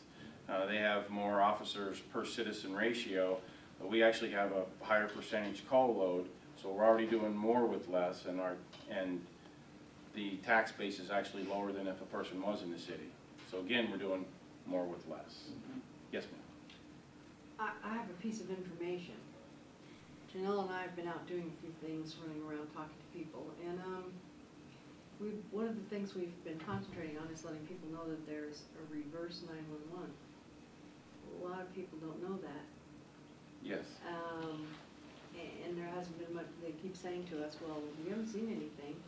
Well, it depends. We're telling them now that if, basically this is what I found out, is that if you have a landline, you're automatically going to be on it for an emergency like an earthquake or whatever. But if you have a cell phone, then you're going to need to go onto a website and go in and put your cell phone number on there so they can call you, because if you're not home and that's your only thing, your cell phone. The thing I'm wondering is, if you have a landline and you have a cell phone and you give them the cell phone, they're probably going to call the landline, but they're probably not going to call the cell phone. Whatever they have, it calls everything, because it's automated. Okay. Because it is reverse 911. It doesn't actually get utilized a lot, but for example, I called in because I I've been patrol-based my whole career, and as a patrol sergeant, I called in once because we were looking for a fugitive, and so I called in dispatch, which is it's WACA, WCCCA, the 911 operators, and I called in. I said, I want this geographical area, however big it was. This person do a reverse 911, and then I actually have to record what I want to be said. You know, lock your doors, report any suspicious activity, make sure everything's tight, and those sorts of things. And then we'll notify them when it's over. But yes, being registered with them is extremely important, because a lot of people don't even have a landline anymore. Right, that's what I'm, You know, that's so what they will just have their cell phones, but they will, and it's an automated thing where everybody. But if you have 4 ways to be notified, there, all 4 ways will be notified. Okay, that's a good through thing that. for us to know. Yeah, because it's just automated. They just go with the geographical area and then put in the recording. But the other thing that I learned too was, I called over to the sheriff's office and I talked to the receptionist, but I didn't get her name. Anyway, I asked her about how you do the 911 reverse thing, and she said, oh, I don't know, I haven't any idea, you have to call your telephone company. And I went, Well, that's our records division. You have to call dispatch, which is a complete different entity. right, but I was just asking about it, so the person who's answering the phone, to anybody who doesn't know where to call, this was the answer that I got. So I will make said- sure that they all have the right answer. So I said, okay, so I called my telephone company. They don't know what you're talking about. No, it was Comcast, believe it or not, and he said. And you got through? Yeah. And Ooh. I got this guy, Only took 3 I hours. gotta write this and down. he said to me, well, just a minute, I'll see if I can help you. So he went online and found the website and all that kind of stuff, and he said, no, this is how you need to do it. And he told me how to do it. So then I called back to your office and talked to, what's her name? Darlene Schooner? Schnur. Okay, whatever, and, anyway, I talked to her and said, you really need to educate the people who are answering the phone. So, I don't know, one of these days I may just call over there and play dumb and try it again and see if it's happening. Mystery shopper. Yeah. Well, yeah, and Darlene's office is right next to mine. We've worked together for years, but I'll make sure that the manager of records is notified that the way to do it, because yes, that has been something that's evolved over time, is a lot of people have cell phones and they Yeah. either have it with the landline, don't have a landline, so things have changed, but they do have the capability to do that. They can send, I think it can even send a text message through, if I'm not mistaken, I but don't know about the text, I didn't ask about that. yeah, but I think it has that capability to do that. But thank you for bringing that up. Okay. Yes, sir. Getting back to the office, how many officers per thousand do you have? About 1. For example, another city within the county that may be slightly to the east of us here has about 1.5, which is, it doesn't sound like a lot, but it really depends on, I mean, we spend a lot of resources figuring out where the calls for service are going to come from, what time of day, and we adjust our shifts for that. And that's one way that we're able to do more with less, essentially, is that we're focusing directly on the times where there's the most need. Granted, you never know when something's going to happen. It's law enforcement. You never have an idea, but at least you can predict as well as you can to try to make sure and focus your resources the proper way. Yes, sir.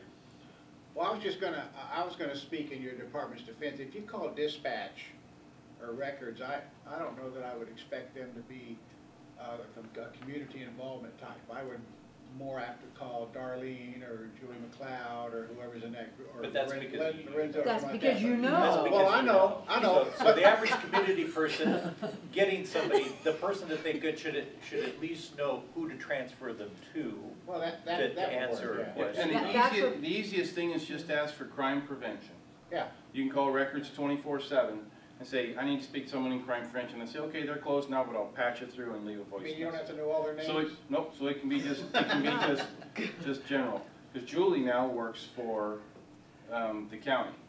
She's not at the sheriff's office. She took a job over there. And Lorenzo is retiring at the end of this year. I heard So that. we have somebody that's taken his spot, and he's transitioning out while they're transitioning in. So if you just ask for crime prevention, if it's anything along crime prevention, they'll know how to route you to the right person or persons. Yes, sir. You know, as far as like or what is it, state mandated but not paid for things like, my big complaint right now is the flashing yellow lights. I mean, how many people just sit there? You know, it's commuter rules. I mean, you can get out and beat the guy up, right? But I mean, it's like, I realize the state did this, but then nobody told half the population that, yes, you can turn left. Well, it's only in Washington County too. Well, because I work in Tualatin on Teton Road, and so you come off Tualatin Sherwood, it's only a flashing yellow light, and I've had people sit there through 2 lights. I mean, I'm to the point where I'm gonna drive around them and just go to work, you know, and so it's just like. And LUT actually put out some service announcements on it. I've never personally seen them, but I've never seen them on TV, but I've seen the announcements they put out. They're also changing the top of the cameras that, remember we used to have all these metal strips and magnets as we pull up, that weighs us, that changes the lights. These cameras that you're seeing on top project boxes. Bicycle guy, is he listening to me? No. So a bicycle guy. So anyways, it projects, he's not listening to me. So it projects boxes. So on those yellow lights, if you go out into the intersection or if you're sitting back too far, it thinks that nobody's in that turn lane, so it won't turn green. These guys are right up there. I mean, Right, so those guys are right up there, they just need to go. So again, I've pulled over people and I talked to them, you know, if you have some serious areas, write down their license plate numbers, email them to the traffic department of what they did, and what we do is we send them letters. Seriously, like a letter, it's easy to do, we send them a nice letter. Hey, by the way, we saw your vehicle on this day, this time, sitting at a yellow light several times, but this is the rule, please go ahead and proceed with caution. We would say something like that. But my main thing is to tell the bicycle. Move it along, dude. Move it along. Yeah, in a nice way, because they don't know the law.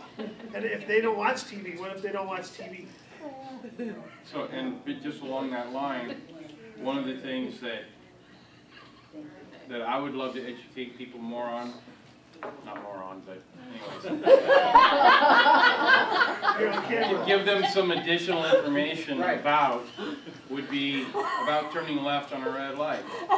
It's amazing how many people, traffic's clear, same kind of thing, they're at a red light waiting to turn left, and I'm behind them, and I'm thinking, man, you can go, please go, and you can go from 2 lanes over, both lanes can turn left. I mean, it's If there's no traffic Look at this one. coming, you're the only one there and you have a red light, You can go left. you can turn left? Right.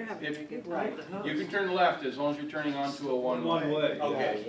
Whether you're on a one-way or whether you're on a two-way, as long as you're turning left onto a one-way. Okay, because that's not. No, That's the left on the red difference. light, not right, no. Yeah. Okay. But you have some people that won't turn right on a red light anyway, That's true. even though it's clear, Yeah. just because they're from Washington. people have different confidence in their driving ability. I mean, have they ever thought about putting signs on like the yellow light saying? Go Too dummy. expensive. We talked to them about it, and Don't it's just too, sit there, go. they just don't have the money. It's another distraction too. And they don't have the budget, you know, they don't I have think the people are getting budget. better with it. I think at first they were a little confused. I think they're better at it. And yes, I've been to crashes where people from out of Washington County have turned left on a red light and caused a crash or almost caused a crash. But then again, if the light's yellow, you still have to yield regardless, you know, whether it's flashing or not. Yes, ma'am. So do you have any pull to like tell the traffic department in Washington County to look at fixing something? LUT, have you emailed the LUT website? Have you Okay, looked at- but like for example, 170th, between 5 and 6 o'clock, I'm coming off Alexander and making a right to turn on to 170th, and the only way you can get on to 170th pretty much is to block the intersection because the traffic goes all the way down lots of times to Beaver Acres, and you will sit there for 2 or 3 lights if you don't go and block the lane. That's the only way you can get out You know, at that and a lot of those intersection. intersections are just tricky, and but it boils down to common sense. It boils down to what's someone, you know, what are you trying to do? Okay, you get kind of stuck in the intersection, light turns red now, instead of being out in the middle of the intersection. You know what? I wish everybody would pull up next to the car that they're really behind, but now at least you're out of the intersection, you got caught. Seems like a reasonable thing to do, but a lot of that is just drivers really need to be courteous and cautious and try to do the right thing. And the fact that that road was made way back when, in LUT or other people, we can't, they can't expand everything, And when they do expand, which they're doing up north in Bethany, I mean, it creates this big, huge, you know, all the people that live there hate it, but the people that that commute between it, like Sergeant Ray, you commute between it, I commute between it, we're like, yes, we don't have to sit there anymore for 4 hours, because they're gonna make it 4 lanes. But the people that live there are like, whoa, whoa, whoa, we don't want 4 lanes.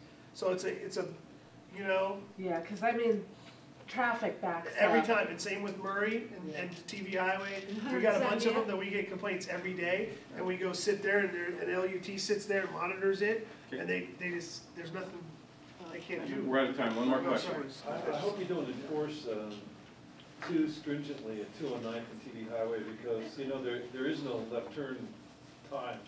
I mean, that's why it lines up. We use common sense and logic. I had a semi get stuck there when the train was coming, and he was literally blocking, you know, he was westbound TV, and he was literally blocking the intersection. Nobody could go, but it's like, you know, I just stopped him and said, hey man, next time, just, if you're not the first one in line, you know, wait until you are the first one in line, just because now all these other people have the inconvenience. I mean, if you're going northbound and you want to turn left, there literally is no time to turn left, because if there's enough people going south, as you know, all the green time's used up. So it's come to be, so I sat there. So many people use that regularly that the people on TV Highway sit there and wait for the first couple cars to go ahead and turn. You know, it's like. As do I. And I sat there yesterday, and I pulled over a couple people, and I warned them. I said, hey, be very, very careful, because we go to a lot of crashes here. Yeah. Make sure they are lined up. If you're gonna go, make sure they're lined up and they see, and you double head check. But it's a $242 citation, and it's still running a red light. You have to wait. And I understand that only 2 cars are getting through, but you gotta understand that if somebody's coming 45 to 55 miles an hour, we're gonna have a fatal there. So if you're there, please just be very careful. LUT's aware of the situation. Yes. They're working on it. It's just another one of them roads that's way overgrown. We just found out at the Lower Reedville study, or the TV Highway, that was done, that money has been found to improve that intersection. City of Hillsborough says they're going to. Fantastic. Yeah, but we don't know when exactly. Thank you very much for your time. Thank you very much. I've got a couple more things on the docket before we try to wrap at 9 on the dot. Next up is going to be Steve Lawrence, and Anthony, would you do a 15-minute timer, because he's going to go through his, yep. Give him a, I thought you were going to say, can I give you a 15-minute discussion? No heart attack. It's just, No, I can't. I volunteered you to be the timer. Okay, yeah. Why does he only get 15 minutes? Because that's what he asked for. That's what we negotiated. As Steve's doing some prep on that, and then after Steve, we're going to do mailbox reports from Lyle's as customary, but to buy Steve a minute or two, I did, with the help of Mom, thank you Barbara Squires, a tally of these new CPO6 feedback forms. We got a little bit more specific, and frankly, when we tallied them up on an Excel spreadsheet, all these topics came out very uniform in terms of your wants. And we had a few topics that you guys had suggested. We'll be working on those, and I kind of want to go more in-depth on that next year and work off of what you want to see programmed for CPO6 versus what I think is cool and what I think you'll show up for. So that's kind of my subtle hint to grab a pen, fill this out, and if you got something good or bad to say, it's anonymous.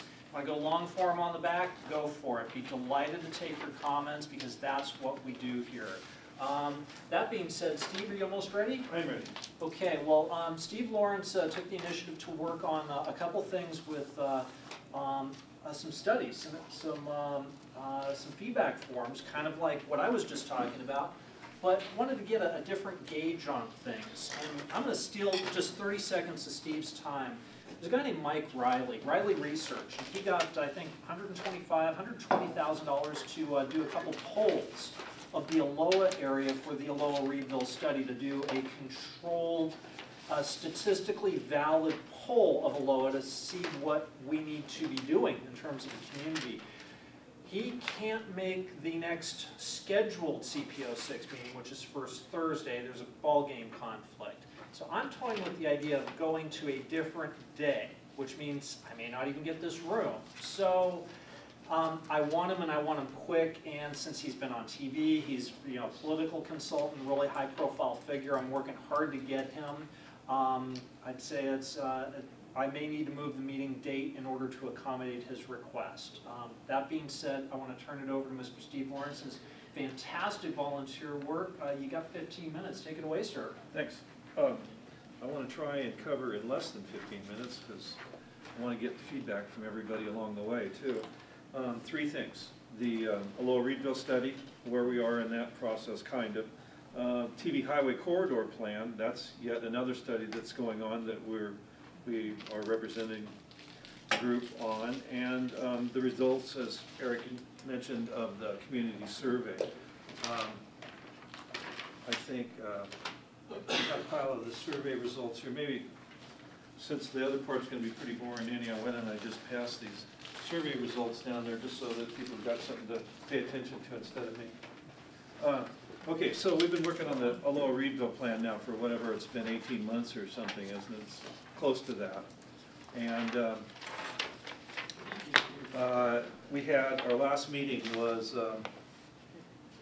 on the 14th of November here in this room. And some of you were here, and so chime in, those of you who are here, if you have something to add or disagree with anything I'm saying. I kind of had the feeling the last CAC meeting was really not very fruitful.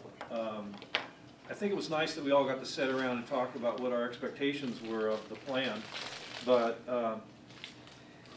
not a whole lot happened besides that. We have done stuff at other CAC meetings about developing some of the options that are occurring about Aloha-Reedville replanning.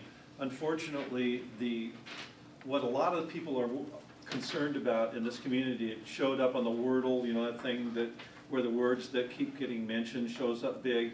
And the staff admits that at all the open houses and everything, one of the huge things that people want to talk about are transportation and all the parts under that, like congestion and public safety on the highways, which includes pedestrians and bicyclists and all of that. And the truth is, Aloha-Reedville really isn't going to do much about transportation. In fact, we haven't done a lot about transportation because the transportation portion of the Aloha-Reedville study is the TV highway study. And once it's complete, which is happening real soon, and I'll get to that in a moment, then we will have a little bit more beef to chew on in the Aloha-Reedville process to deal with those transportation type issues. But and I'll get to that a little bit later. But so we are dealing with some stuff, you know, the sidewalk issue, the infill of sidewalks, and bicycle is a huge part of the Aloha-Reedville planning process. Unfortunately, and I stated this very early on in the process, and there's been nothing to dissuade me, and I hate to say this, but I think that the outcome of this process is going to be just what we hoped it wouldn't be, more density, without any more capacity to handle the density that we've already got, let alone more. Right. And we were fearful of that at the beginning. I mentioned it at the very first meeting to the staff and to everybody, and yet it appears to me that that's what's going to happen. What happened to common sense? Yeah. Good. Well, now, when Sandy, you good say point. more Yes. density, you mean is zoning gonna be changed as a result of the study? Yes, I think so. I do too. I do too, and I think That's there's... an I agenda. don't think so. Okay. Commissioner Scouten said that at minimum that they're gonna have to tweak the zoning a little bit. Well, I don't think they're gonna tweak it down, but No, that it's- was a given from our No, commissioner. and it'll be the usual reasoning that's been on ever since 2040 came along with, well, we're providing more bus service on TV Highway, which is going to be a good thing. There will be more bus service, and it'll probably be better bus service. You know, we lost some of our bus service when Max came out here. TV Highway is the most successful, or at the time was the most successful. I think it's like the second or third most successful in the whole TriMet system for buses, and it will be probably #1 again if they get express buses back. The old express buses used to take you a lot farther than just to the transit center of Beaverton, so I'm not sure everything that's proposed for that, we're getting that information as the process moves forward.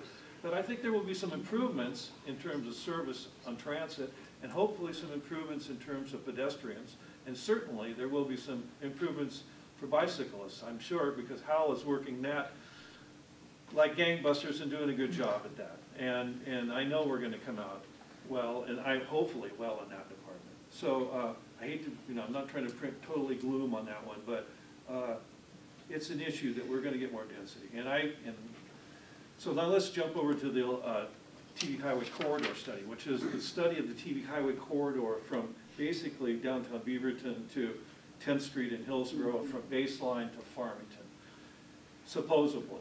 And the streets that, you know, all of those streets, but in particular TV Highway.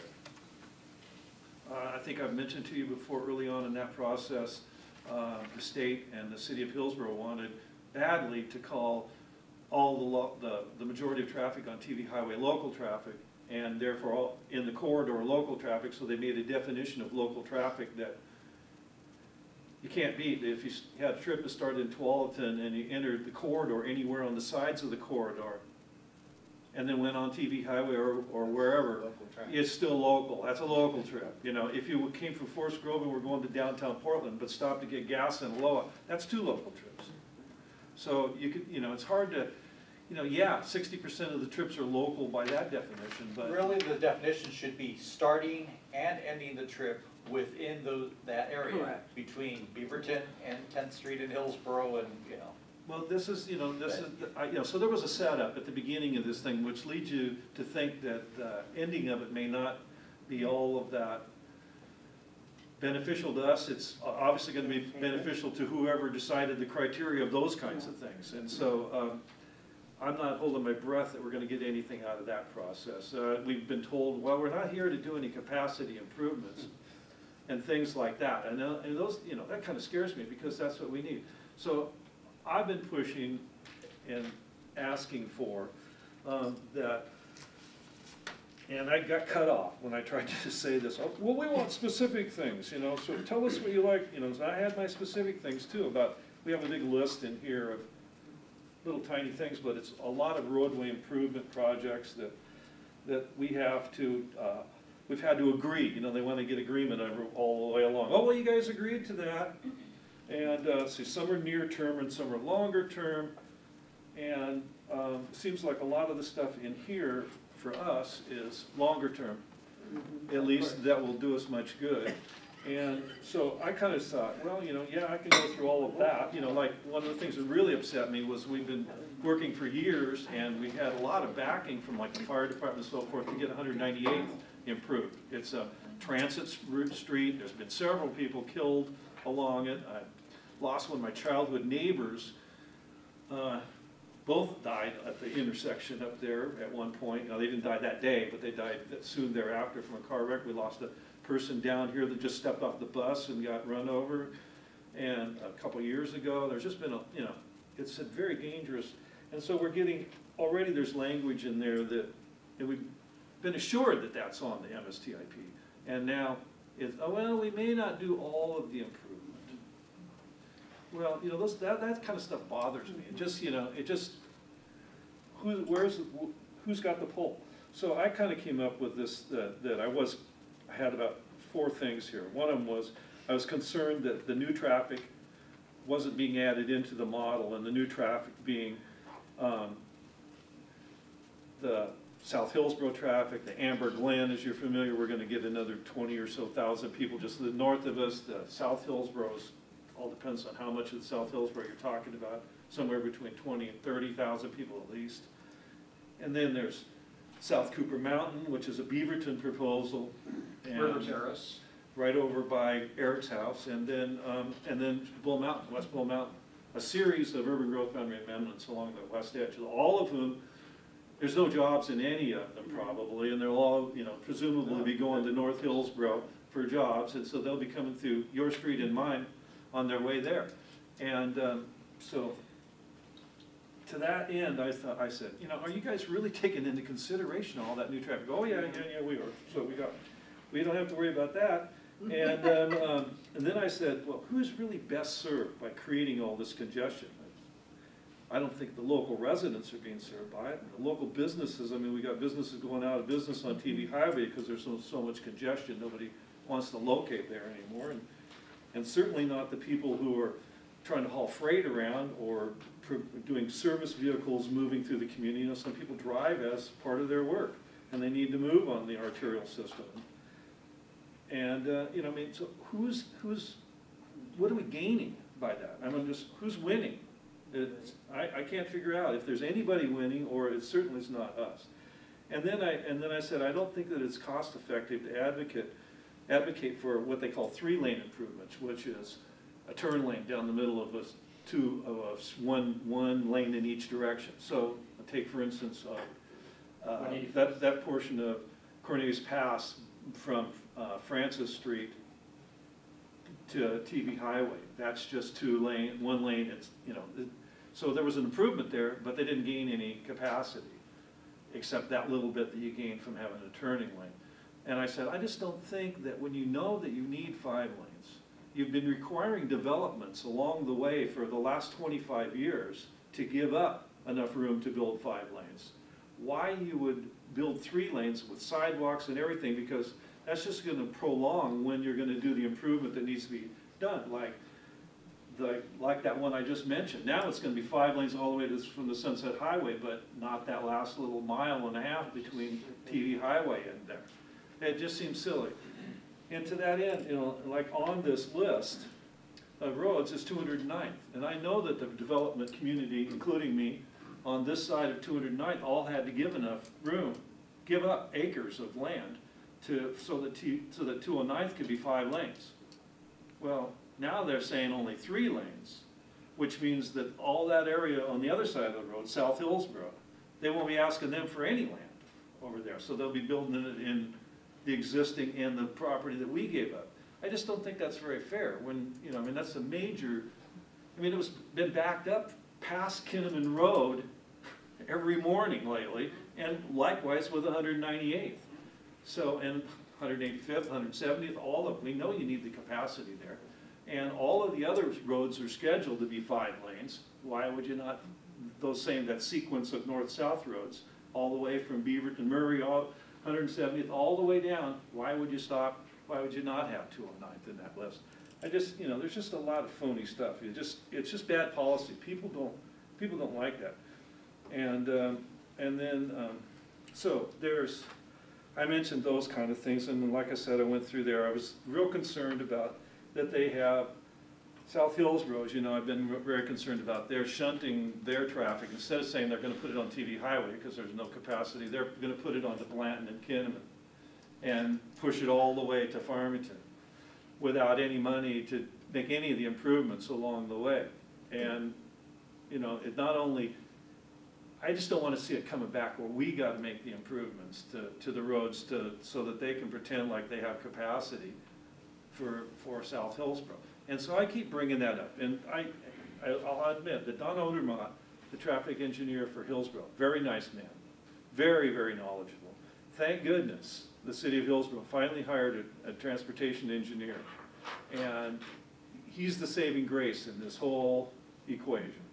And we may get some of what we need out of the city of Hillsborough. They say, as was mentioned earlier, that they have earmarks some money to push for this improvement of the turn signal up at 209th to at least get some left turn capacity for that. So that, like I was mentioning to the sheriff's group when they were here, there is no left turn opportunity in the morning because enough people are coming south, especially now that during the time that Cornelius Pass has been closed, everybody's been using 209th to come across. And so, you know, it's just, I just think that our elected officials that represent us here ought to be advocating for this area. It's that simple. I mean, I wouldn't say this if I hadn't been your elected official at one point and spent all of my time when I was in office 20 years ago advocating for this area so that we got some of the improvements that we now enjoy now. But it's not easy. But you got to have the guts to do it, and I think that we ought to try to hold some of the people's feet to the fire. I think we ought to hold all the commissioners' feet to the fire because we are a crossroads community here. Yes. And that we are, people come through here on their way to somewhere else to a large degree. And okay, that's fine, but let's give them the capacity to get through here so that they aren't on every little street. No other part of the region is expected to. Okay, so, and that dovetails into what Eric was talking about before, the West Side Highway. I think it's an opportunity, as I brought up, I just want to close with this, I think it's a real opportunity while these urban growth boundary amendments are going on, that you build that into those urban areas. You don't have to go through farmland, you build it into the neighborhood, you plan around that as a facility, just like it's done in every other city in the world, and then you can do it. You go back and retrofit that, and it's very difficult to do. We're always going to need limited access facilities as a portion of the puzzle that you use to put together a transportation plan. We don't know what kind of vehicles we're going to have in the future, but we do know that there's going to be a portion of them need to go in limited access facilities like MAX trains do. Thank you. How about some applause for Steve? I'm going to give you like 90 seconds to talk about dead beavers, but ask Steve that question right now. Okay, originally they said it was gonna be the TV highway corridor, Reedville, Aloha study, and they also said Farmington Road. But I'm not hearing that much about Farmington Road from anywhere. What's happening with Farmington Road? Because it is becoming just as much of a parking lot. It took me 20 minutes to even get out of my street to get here tonight. Yeah, well, there's a proposal to, in the near future, to take it from 3 lanes to 5 lanes between Kinnaman and 185th. That's on the near future. That's the good news. Good, then that's The longer term one is 185th to 209th to 5 lane. And I pointed out the other day at the meeting that we've already gotten all the right-of-ways there. You know, that was, as you know from years ago, working with the development community, that land was procured through the development process years ago. So the time to do it isn't to build a 3-lane. This is one of those opportunities when, why the heck would you build a 3-lane when you got the land to build the 5-lane? I want to jump in and say Steve has been a really good advocate and a great source of information. He's proven to be generous with me, and I would hope he would be the same with you with his time to follow up by phone and email. Chat with him. Your stories are very helpful to him, and he would love to hear them. That being said, Lyles, would you want to jump in and give us an update on land use applications? Are you going to put Sandy first? I could do that. Who wants to go first? Let Sandy go first. Okay. Come up here and talk so you can be on camera. Oh, yeah, right. I really need to be on camera. You're on camera. You're beautiful. Yeah. I just want to bring you an update on something that Janelle and I are doing. Because we haven't gotten much answers on things that we've been asking for. So we have been doing a survey on our own of residents along Butternut Creek. And we are finding several different things are coming up to us, and one of them is that right down on 185th by the high school, there's a house there that's pretty soon, if it keeps on going like it's going to fall in the creek. And people are really concerned about that are right in that area. Plus, there has been some cutting of blackberries and stuff like that along the creek in there. But they're chopping them up and they're leaving them there. And when the water came along, guess what happened to all those little pieces? And they went on down, and at the high school, the water got really high. It was going through the swales that they have, the overflow swales. The water was quite high there. At one point on the weekend of the 17th and 19th of November, my husband and I went out looking, and Janelle and I had been out prior, and there is enough blockage with plants and blackberries and all that kind of thing and other debris that's in the creek that the water was high enough up that it was hitting the lower part of the concrete culverts. And if the rain had not stopped when it did, we would have started having major flooding because it was starting to hit that and spread.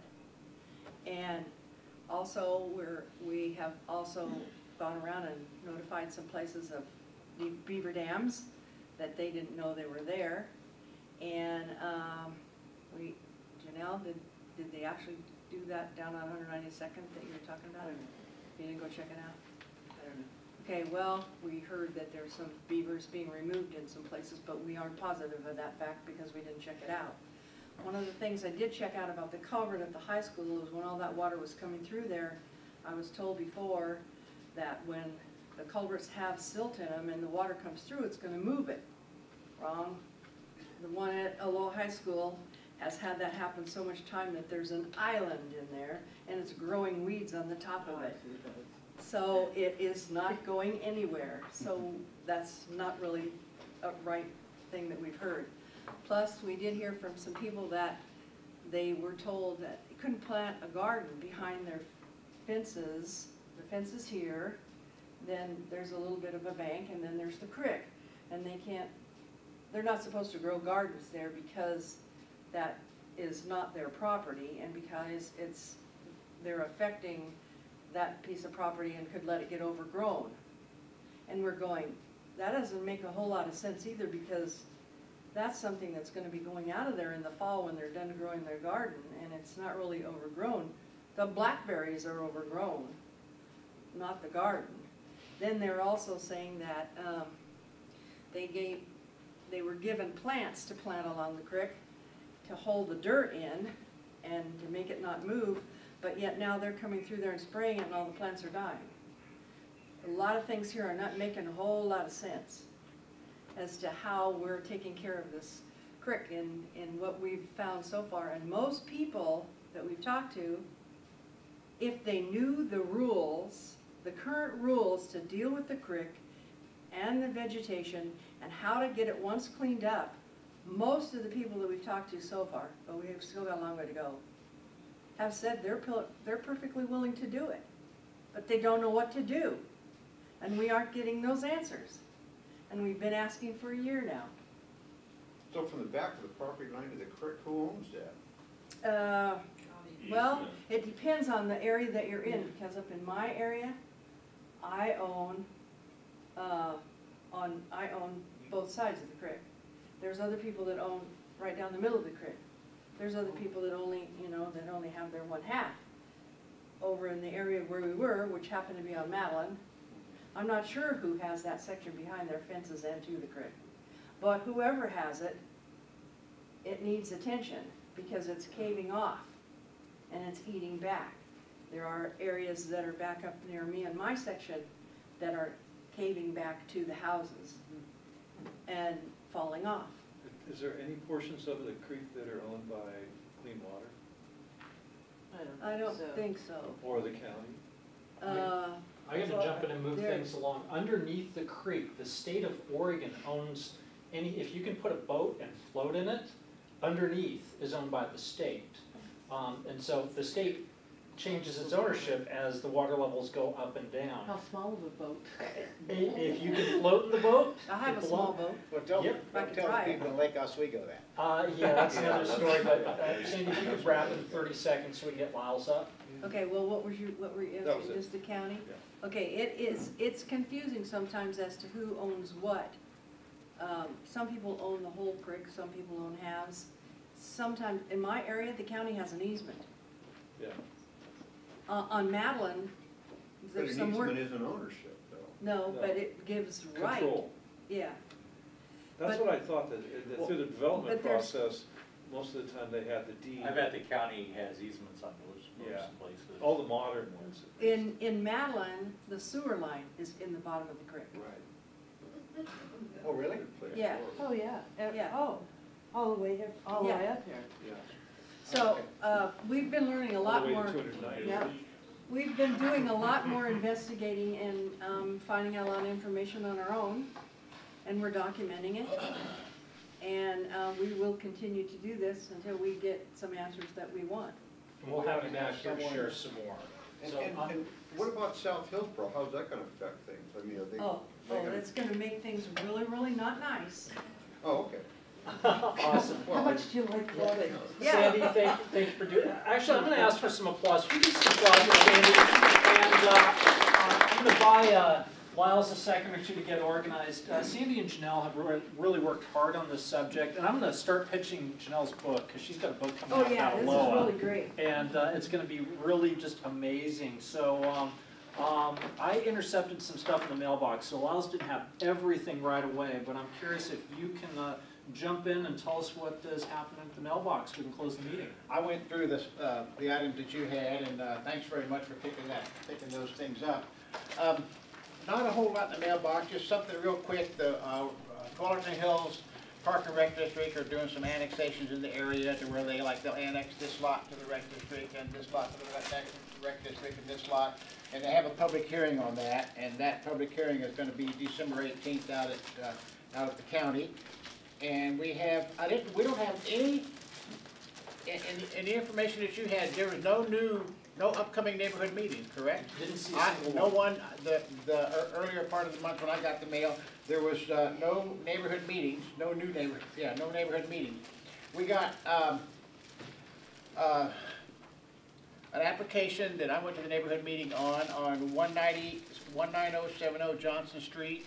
That's an infill development. There's going to be, that's 0.77 of an acre, and there's going to be, I think 18 units put in. And the rec district is putting in a new park at 16570 Blanton Street. I can't place that exactly, but it's going to have, it's big. It's 3.74 acres, and it's going to have a ball field, and it's going to have playground equipment and things like that. Harris. Isn't that right next to the park that's already there? Yeah. And it's been approved? Is it? 155. Because This is. that's what I was going to ask you about, because the regular park where the farmstead used to be was 16600. Yeah, this is where a former farm used to be, and the name of it is going to be Barsati Park. Am I? Yes. Okay. That's already That's approved. This one, yeah. This is where, Well, it may be a. be attached to it. Or an So annexation. Well, I've got an application for it. Is this another lot that's right next to it? That's what it sounds like. Well, I think I heard somebody say it was too bad that they didn't get that other property. Well, they may get it in the future. Well, This is it? Is this it? Because the other one, we approved play equipment earlier this summer. So that one is, there is a park where the farmstead used to be. So this has to be touching on the east side. Oh, you mean it could be in addition to it? Yeah. Yeah, very well could be. I'm not 1000% sure. Because I know the 999? No. address for the park itself was 16600. Well, this is 16570. That's close. Yeah, well, that's just That's right right next to it. Right next to it. If you want to borrow the application, it'll answer all your questions. Well, I think you already did. Oh, okay. And then on Miller Hill Road, Miller Hill, close to Gassner, we got the neighborhood meeting notice, and there's going to put on 3.49 acres. There's going to be a 21 lot subdivision, and they're building more and more up in that area also. A lot. What a nice wide road to build Yeah. on to. Well, Yeah. It's on Miller. I don't know how they're doing that. Someone ought to make a comment about it. I don't know how Miller Hill Road can handle any more traffic than what it has now. And just to update you all a little bit about, I had a planning commission meeting yesterday, and at the end of October, probably close to Halloween night, is when ordinance season for the county. Ordinance season starts from March and goes to the end of October. That's when the county can announce ordinances, take public hearings on ordinances, change the ordinances if necessary, and then they take an effect. So since ordinance season is over, our planning commission workload has kind of decreased. So we didn't have meetings in November, and we had met yesterday, and we're not gonna meet at the middle of the month. And what we have coming up for after the new year begins is we just have we have a plan amendment coming up, which we work with in planning commission. And we also, and then in March, we probably have some new ordinances coming, and I don't know what the new ordinances are gonna be about. But, so we're in a little bit of a holiday break, which happens, but what we did is we just redid our rules of procedure, which is the way we do things. We just did some minor fine tuning, and we're gonna forward that. Everything we do has to be approved by the Board of County Commissioners. So we forwarded our new rules of procedure to the Board of County Commissioners, and I guess they'll be approved, and then we'll be ready for a new year. Any questions on land use or anything like that? Okay, thanks. How about some applause for us? Thank you, get the very last word, make it quick, and then we're out of here. Okay, I think we should all give Eric an applause, because he puts in a lot of prep work for each And he monthly pays for meeting. the items himself, and he's not the richest person in the room, so I encourage everyone to donate for these folks. And he never gets applause, so. We're excused. Bye-bye, see you next year.